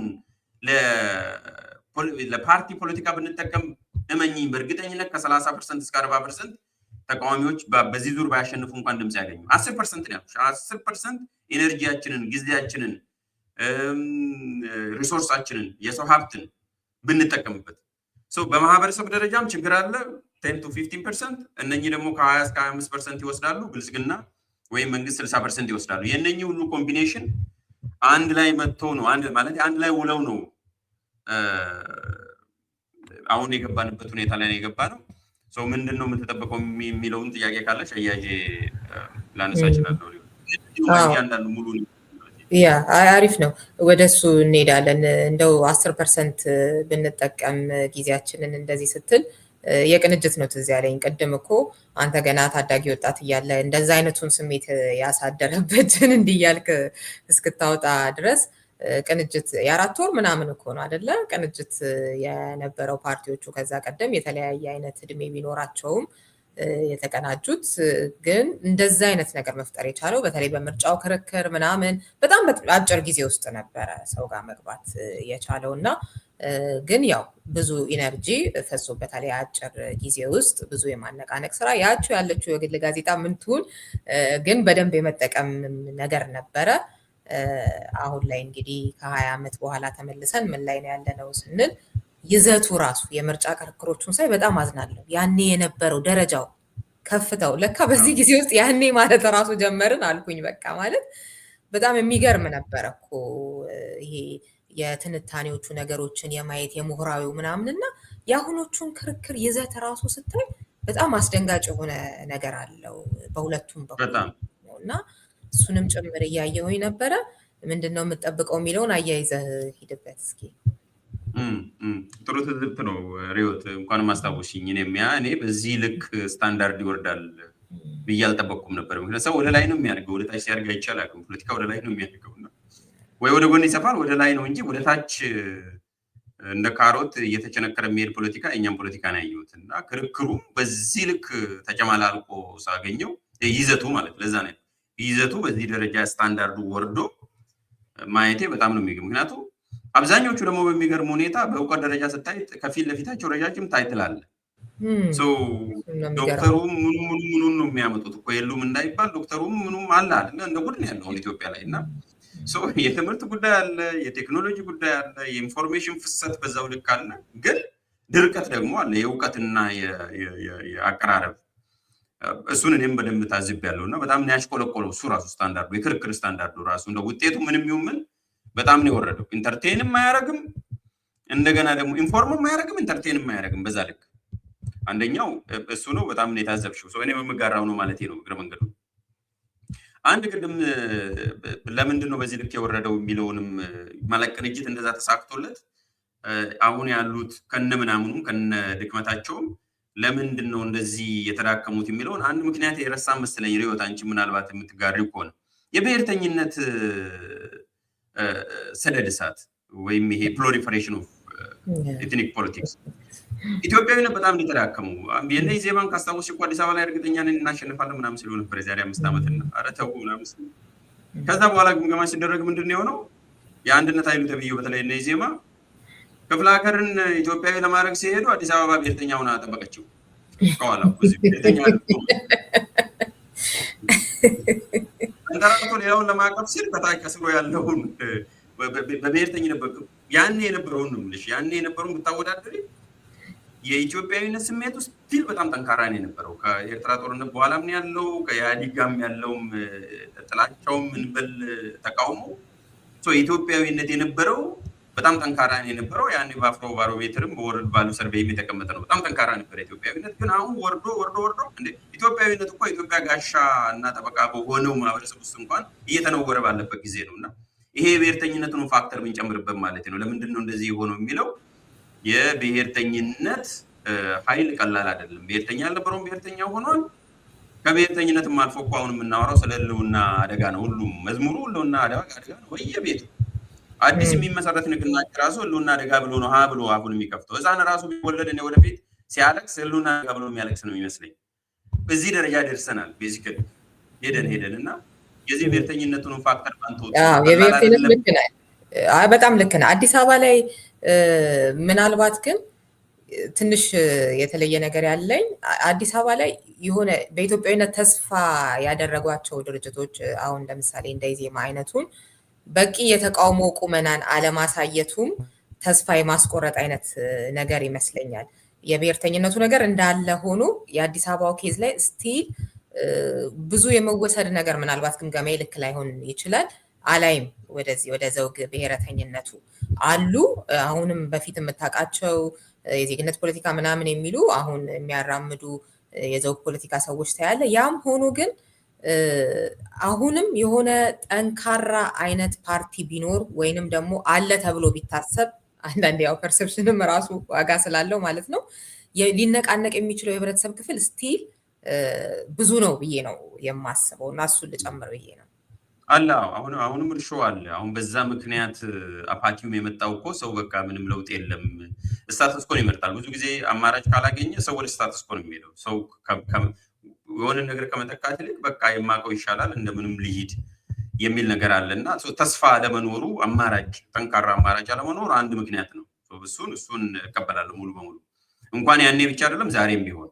ግን ደግሞ እንደዛም ሆኖ የታዘብኩት ነገር አለ። እኔ አዲስ አበባ ላይ የተወሰነ ጊዜ ቆይቻለሁ። አዲስ አበባ ልጅ አይደለሁም፣ እዛ ረዥም ጊዜም አልኖርኩም። ግን 7 ዓመት ኖሬበታለሁ። ያው ተምሬም የተወሰነ 1-2 ዓመትም ሰርቻለሁ። በየጊዜው እመጣለሁ። የምረዳው ማለት ነው ያኔ የምረዳው አዲስ አበባ ሰው በብሔርተኝነት በዚህ ልክ ተለክፎ አያውቅም። ይቅርታ አድርግልኝ። አዲስ አበባ ያኔ እኮ እና አብንና ባልደራስ ምን ነው ሲያደርጉ የነበሩት እንዳለ አዲስ አበባን እንደ ግማሹ ወደ አማራ ሲወስዱ የንብልጽግናም የተወሰነውን አዲስ አበባ ተወልዶ አድጎ ምንም የማያውቀውን ሰውዬ ኦሮሞ ብሔርተኛ ሲያደርጉት ነው የነበረው። ጉራጌ ብሔርተኛ፣ የአማራ ብሔርተኛ ሲያደርጉት ነው የነበረው። ኦብቪየስ ነው፣ የሚታወቅ ነው። ለመጀመሪያ ጊዜ እንደዛ አይነት ነገር ኮንሽስነስ የመጣበት ማህበረሰብ ሁሉ አለ። አዲስ የተሰጠው ሚናውን ሁሉ የተሰጠው ያም አለ። ጎን ለጎን ቅድም እንዳልሽው አንቺ ያልሽውንም ተቀብዬ አሁንም እርሾ አለ። የእድሉ ድክመትም አለ። የእድሉ ድክመትም አንድ ምክንያት ነው። አሁንም ቢሰባሰብ የሚመጣ አለ። ግን የብሔርተኝነቱ ኃይሉ ቀላል አይደለም። ምክንያቱም ከኛ ጋር እኮ ጓደኛ የነበሩ ሰዎች የምናወራቸው ሰዎች ተገልብጠው ሌላ ሆኖ ስናገኛቸው ግለሰቦችም ትላልቅም የምናውቀው ሰዎች ብሔርተኝነቱ ተዘፍቀው ያየናቸው ሰዎች አሉ። ያም የሚናቅ ጉዳይ አይደለም። ግን ስቲል ቅድም አንቺ ያልሽውም የእድሉ ድክመትም አንድ ፋክተር ነው ብዬ ነው የምወስደው። ስቲል ግን የብሔርተኝነቱ ነገር መኖሩን ያው ትዝብት ስለሆነ የተለየ ጥናት አላረኩም እታዘባለሁ ማለት ነው። ምን ትጠብቃለህ ላልሽው በውጤት ደረጃ እንደ ለውጥ ካየነው ለምሳሌ ከዚህ በፊትም በሆነ ቦታ ገልጬዋለሁ። ግን ለዚህ ላንቺ እኔ እንደዚህ ነው የማየው። በይዘት ደረጃ መንግስት ለውጥ ተደርጎ ተሸንፎ አዲስ መንግስት የመመስረት ነገር ለብቻም ይሁን በመጣመር አላይም። ይሄን ግልጽ ላድርግ። ነፃ ቢሆን ራሱ የማሸነፍ እድላቸው አይኖርም። ነፃ ማለት ይሄ በቃ ብልጽግና እንደሆነ ምንም አልቀሰቅስም ካሁን በኋላ ነፃ ነው እንደፈለጋችሁ ቀስቅሱ ቢባል ራሱ ኦልሬዲ ስላለቀ ምርጫው ቅድም እንዳልኩሽ የሃውስ ፓርቲ ተደርጎ ስለተሰፋ ከዚህ በኋላ በሚደረግ ነገር የተወሰኑ ድምጾች ሊገኙ ይችላሉ እንጂ አሸንፎ መንግስት የመመስረት እድሉ አይኖርም። እነሱም እንደዛ ባያደርጉ ነው የምመክራቸው።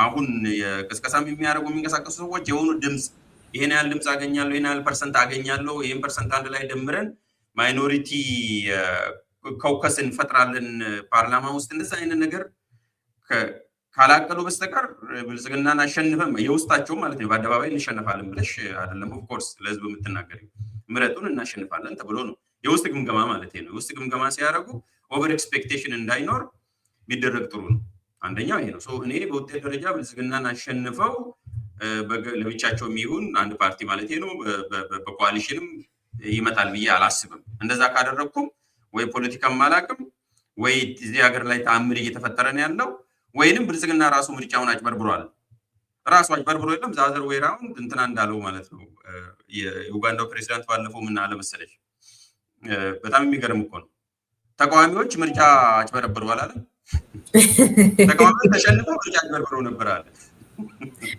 እንደዛ ከሆነ ማለት ነው ብልጽግና አጭበርብሮ እንዲያሸንፉ ማለት ወደ እንትን እንዲመጡ አደረገ የሚል ነገር ፕሮዲስ ካላረ አዲስ ቴዎሪ ማለት ነው አዲስ ፍልስፍና ካላመጣን በስተቀር ያ የመሆን እድሉ በጣም ጠባብ ነው የሆነች አካባቢ ሁሉም የሚተባበርበት የመንግስት መዋቅሮ ምናምን አይነት ነገር ሊኖር የሚችልበት አይነት ነገር ሆኖ ልትል ትችላለህ ግን አጠቃላይ ከባድ አጠቃላይ የመሆኑ እድል ራሱ ብልጽግና ካጭበረበረ ማለት ነው ይሸነፍ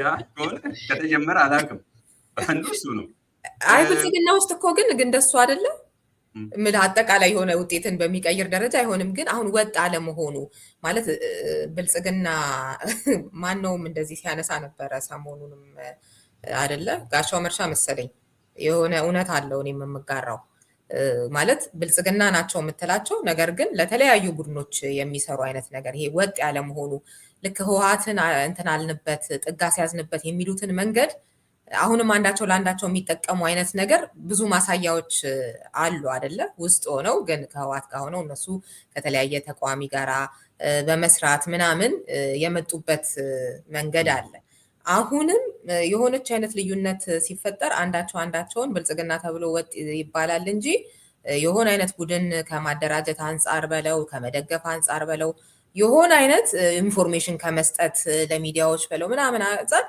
ከሌላው ጊዜ በተለየ የሆነ ደከም ያለ ነገር የምታይበትና አይታወቅም እንዲህም ሊሰራ አሁን ያልከው አይነት ሙሴቪኒ ያሉን በትንሽ ደረጃ ሊሰራ የሚችል ስብስብ ይመስለኛል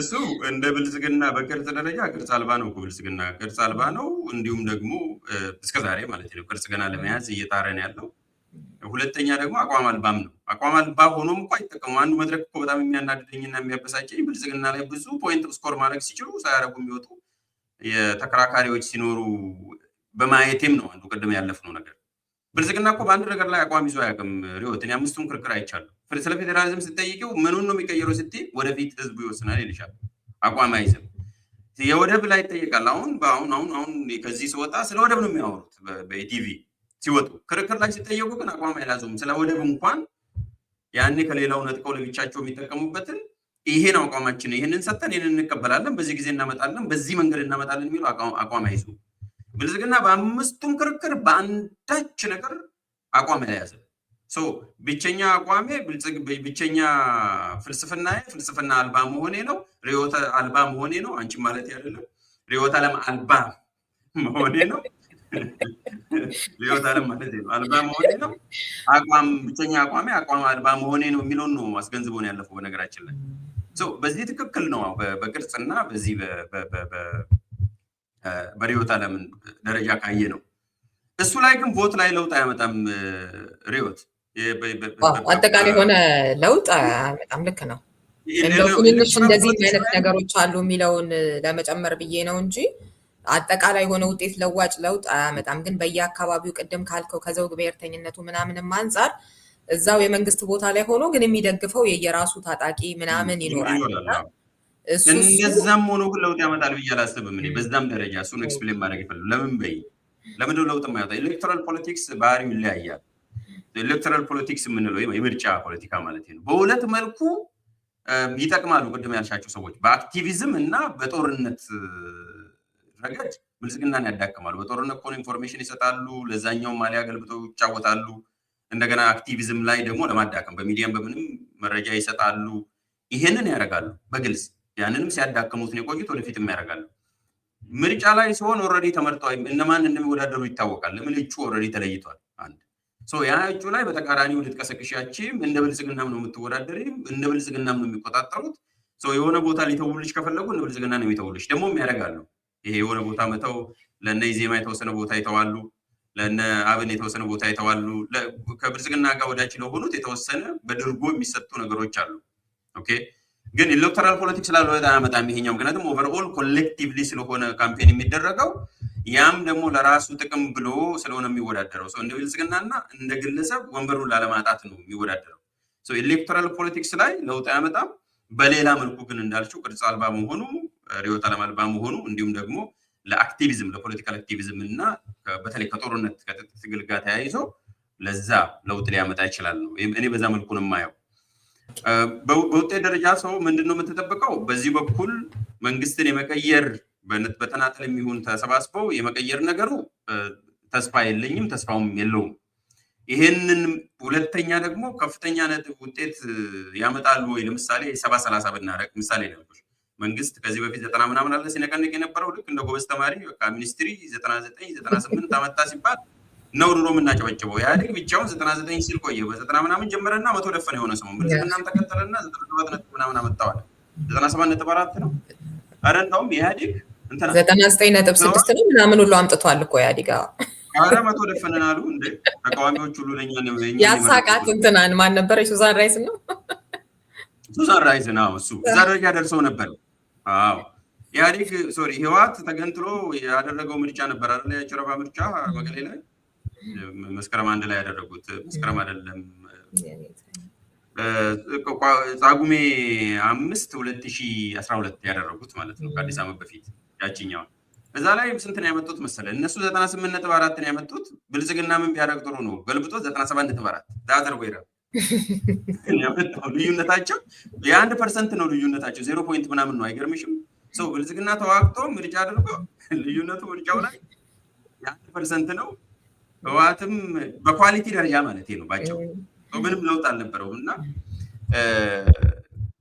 ያን ያለው ቢያንስ ከ97 ነጥብ ምናምን 4 ከሚኒስትሪ ውጤት ዝቅ እንዲል ስለምፈልግ ማለት ነው። ዝቅ ብሎ አሁን 80-75 ምናምን ቢሆን ያው እንፈልጋለን ይላል ጠቅላይ ሚኒስትሩ። ወይ ጉንጉር ወይ ብራቡሬ እንዲሆን እንፈልጋለን የሚለውን እሱን ይዘን ሄደን ምንድነው የምጠብቀው? ተቃዋሚዎች ጠንቅረው መጥተው አንድ ላይ ሆኖ ቢመጡ ኖሮ ቢያንስ 30% ይሄ በመቀመጫ ፓርላማ ላይ መቀመጫ ይኖራቸዋል፣ ከ20 እስከ 25 ድረስ ይኖራቸዋል የሚል እቅድ ነበር በደንብ ቢሰሩ። ለምን? ብልጽግና በጣም አንፖፑላር ስለሆነ በተለያየ ምክንያት አጀንዳው ይመጭ ነበር ተቃውሞ አሁን ጊዜው።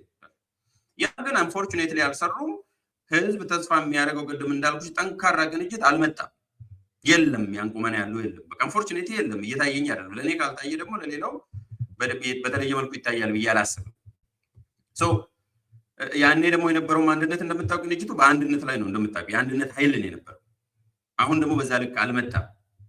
ስለዚህ ከተማ እንኳን ቢያሸንፉ አዲስ አበባ ላይ ድሬዳዋ ላይ ድሮ እንዳደረጉ ቅንጅቶች እንዳደረጉ ቢያደርጉ እንኳን 20-30% ያሸንፉ ነበር ወደ ፐርሰንት ሲቀየር ወይም 100 ምናምን ወንበር። አሁን እኔ የምጠብቀው በጣም ማክሲመም ተለቆላቸውም ነው ቅድም እንዳልኩት በነበረው አሬንጅመንት በራሳቸውም ተደምሮ እኔ 20% ካመጡ በጣም ታምር ተገኝቷል ብዬ ነው የማስበው።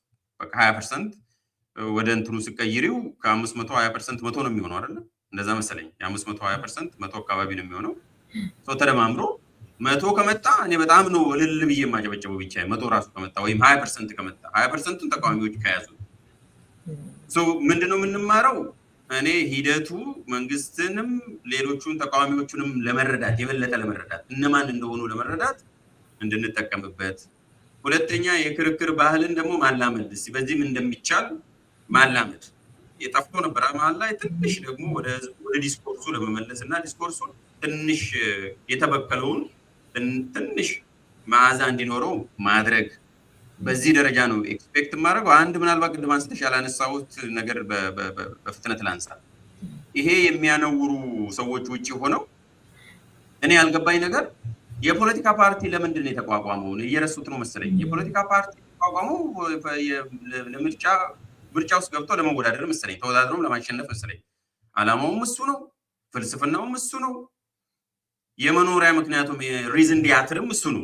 በቃ እሱ ከሌለ ፖለቲካ ፓርቲ አይደለሽም።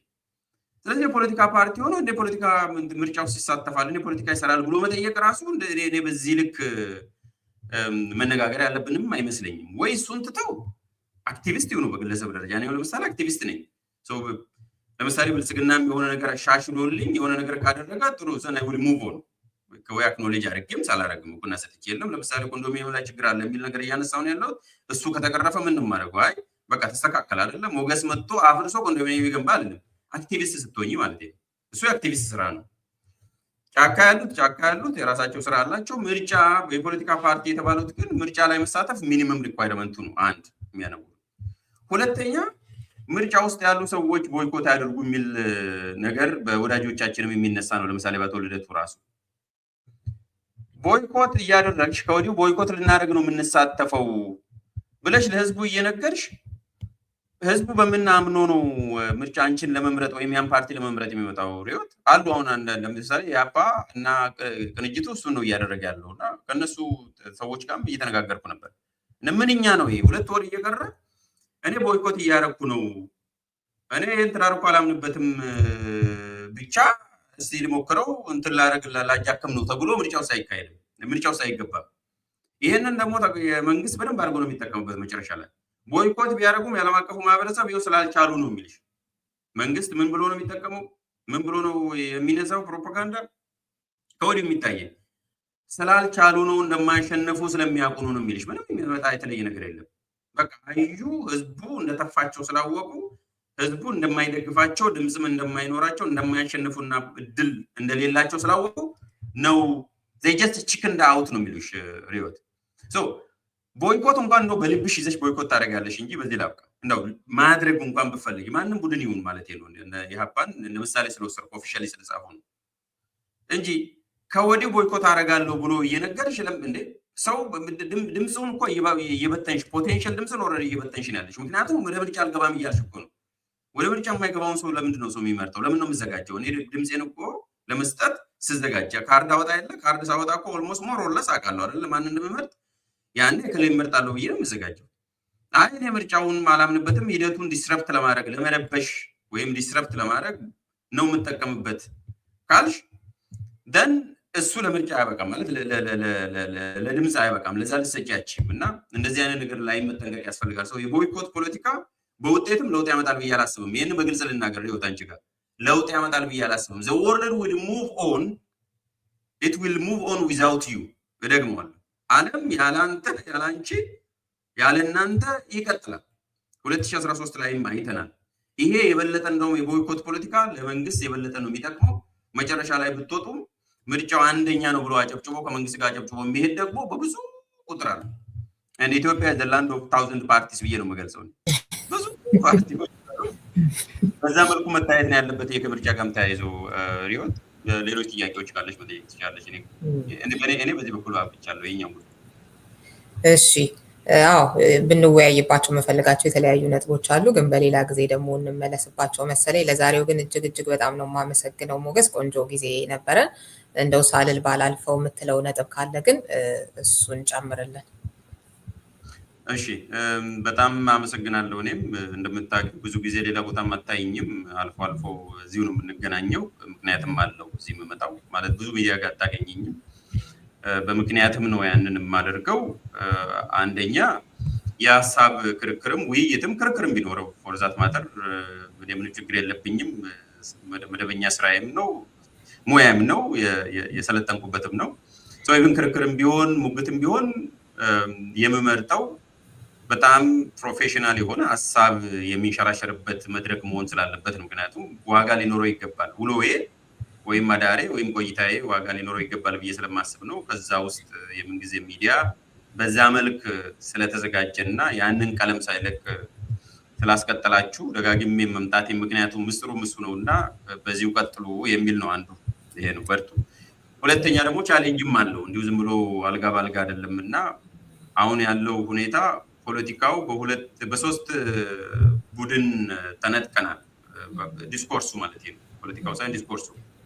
አንደኛው የነፃ አውጪ ቡድን ሰብስቦ ይዞታል። የነፃ አውጪ ቡድን ያው ባለጠመንጆቹ ማለት ነው። ሁለተኛው ደግሞ የመንግስት የፕሮፓጋንዳ ማሽን አለ እነኚህ በመንግስት ፕሮፓጋንዳ ማሽንና ሳምባዎች አሉ። ሶስተኛው ደግሞ ዋዛና ፈዛዛ ቀልድ ጨዋታ እና የአነስተኛና ጥቃቅን አጀንዳዎች አሉ። ከቀሌ ምን ለበሰ፣ ምን ጠጣ፣ እንዴት ዋለ፣ ወዴት ሄደ፣ ምን መልስ ሰጠ፣ እንዴት ነው ጎፈሬው፣ መላጣው ያምራል አያምርም እና ወዘተረፈ አይነት ነገሮች አለ። ይሄ አነስተኛና ጥቃቅን ደግሞ አለ። ያም ወስዶታል። በዚህ ውስጥ የራስን ቀለም ይዞ የራስን አይደንቲቲ የሚዲያ አይደንቲቲ ይዞ ይህንን ሁሉ ቻሌንጅ ተቋቁሞ መሄድ በጣም ከባድ ስለሆነ የምር እንደዚህ አይነት ሚዲያዎችም እንዲቀጥሉ ዲስኮርሳችንም እንዳይበከሉ ከፈለጋችሁ እንዲሰፋም በኳሊቲም እየተሻሻለ እንዲሄድ የምትፈልጉ ከሆነ ሚዲያን እንድደግፉ ብቻም ሳይሆን ኦፊሻሊም እንድታበረታቱ፣ እንድታዳምጡ፣ እንድትጠይቁ ኦንም እንድታረጉ ኦን አርጋችሁ የራሳችሁም ስለሆነ ኦን አርጋችሁ እንድትሄዱ ያንን ጥሪም ማቅረብ እፈልጋለሁ። ምክንያቱም እንዲሁ ተችቶ ብቻ ማለፍ ብቻ ሳይሆን ጥሪ ማቅረብ አስፈላጊ ስለሆነ ያ እንዲደረግ እፈልጋለሁ። የምመኘው ፖለቲካችን ከዚህ ከቆሸሸ የገመድ ጉተታና ካራክተር አሳሲኔሽን እና ጭቃ የመቀባባት ዘመን ወጥቶ ዲስኮርሱ የሚጠራበት ምናልባት የሀሳብ ፖለቲካ ያሁን የሀሳብ ገበታ ብዬ ያመጽኩት በዚህ ነው። አምጬ ነው። በነገራችን ላይ አመጽ ነው የኔ አመጽ የሀሳብ ገበታ መኖር ነው ያለበት። ምክንያቱም ስለሌለ ማፈን ስለሆነ በግራም በቀኝም። በነገራችን ላይ እግረ መንገዱን ተቃዋሚ ተብዬው በዚህ ረገድ በዲሞክራሲን በማለማመድ ረገድ ከመንግስት ቢብስ ነው እንጂ አያንስም። ተቃዋሚ ነኝ ተብዬው ለሰው እድል አይሰጥም፣ በዲሞክራሲ አያምንም። እድሉን ቢያገኝ አሁን ስልጣን ላይ ካለው በዲሞክራሲ ረገድ ነው ያለው። ዛሬ ስለ አንድ ጉዳይ እያወራው ነው ያለው። ይብሳል ብዙ ቦታም ስላየን ነው እና ያንንም ከግንዛቤ ማስገባት ያስፈልጋል። ስለዚህ ዲስኮርስ እንዲለመልም የሀሳብ መድረክ እንዲኖር እንደምንጊዜ ሚዲያ አይነቶችንም ሌሎቹንም እንድታበረታቱ ጥሪ አቀርባለሁ። እናንተንም ደግሞ አደራ ስጣለሁ። በዚሁ ፍራስትሬት አድርጋችሁ ብቻችሁን እንደሆናችሁም እንዳይሰማችሁ በርቱ ለማለት ፈልጋለሁ። ለዛሬው ማስተላለፍ የምፈልገው መልእክት እንግዲህ የቀረው ይህ መልእክት ነው። ይህንን አስተላልፋለሁ። ሌላ ጊዜ በሰላም እንዲያገናኘን እየተመኘውኝ በጣም አመሰግናለሁ ለነበረን ቆይታ። እኔም በጣም ነው የማመሰግነው ሞገስ ስለነበረን ቆይታ። እንደዚሁም ደግሞ በሚዲያው የተለያዩ ሀሳቦች ውይይት፣ ክርክር እንዲደረግባቸው ለምታደርገው አበርክቶ ሁሉ እጅግ በጣም አመሰግናለሁኝ። የሀሳብ ገበታን ሰብስክራይብ ያላደረጋችሁ ብትኖሩ አድርጉ ለማለት እፈልጋለሁኝ እኔም፣ ምክንያቱም ብዙ ጠቃሚ ነገሮች ስለምታገኙበት። ሌላ ጊዜ እንግዲህ ደግሞ በሌላ ጉዳይ እንገናኛለን። ለዛሬው ሰላሙን። ቴንኪዩ በጣም እሺ፣ አመሰግናለሁ። ቸር ሰንብቱ።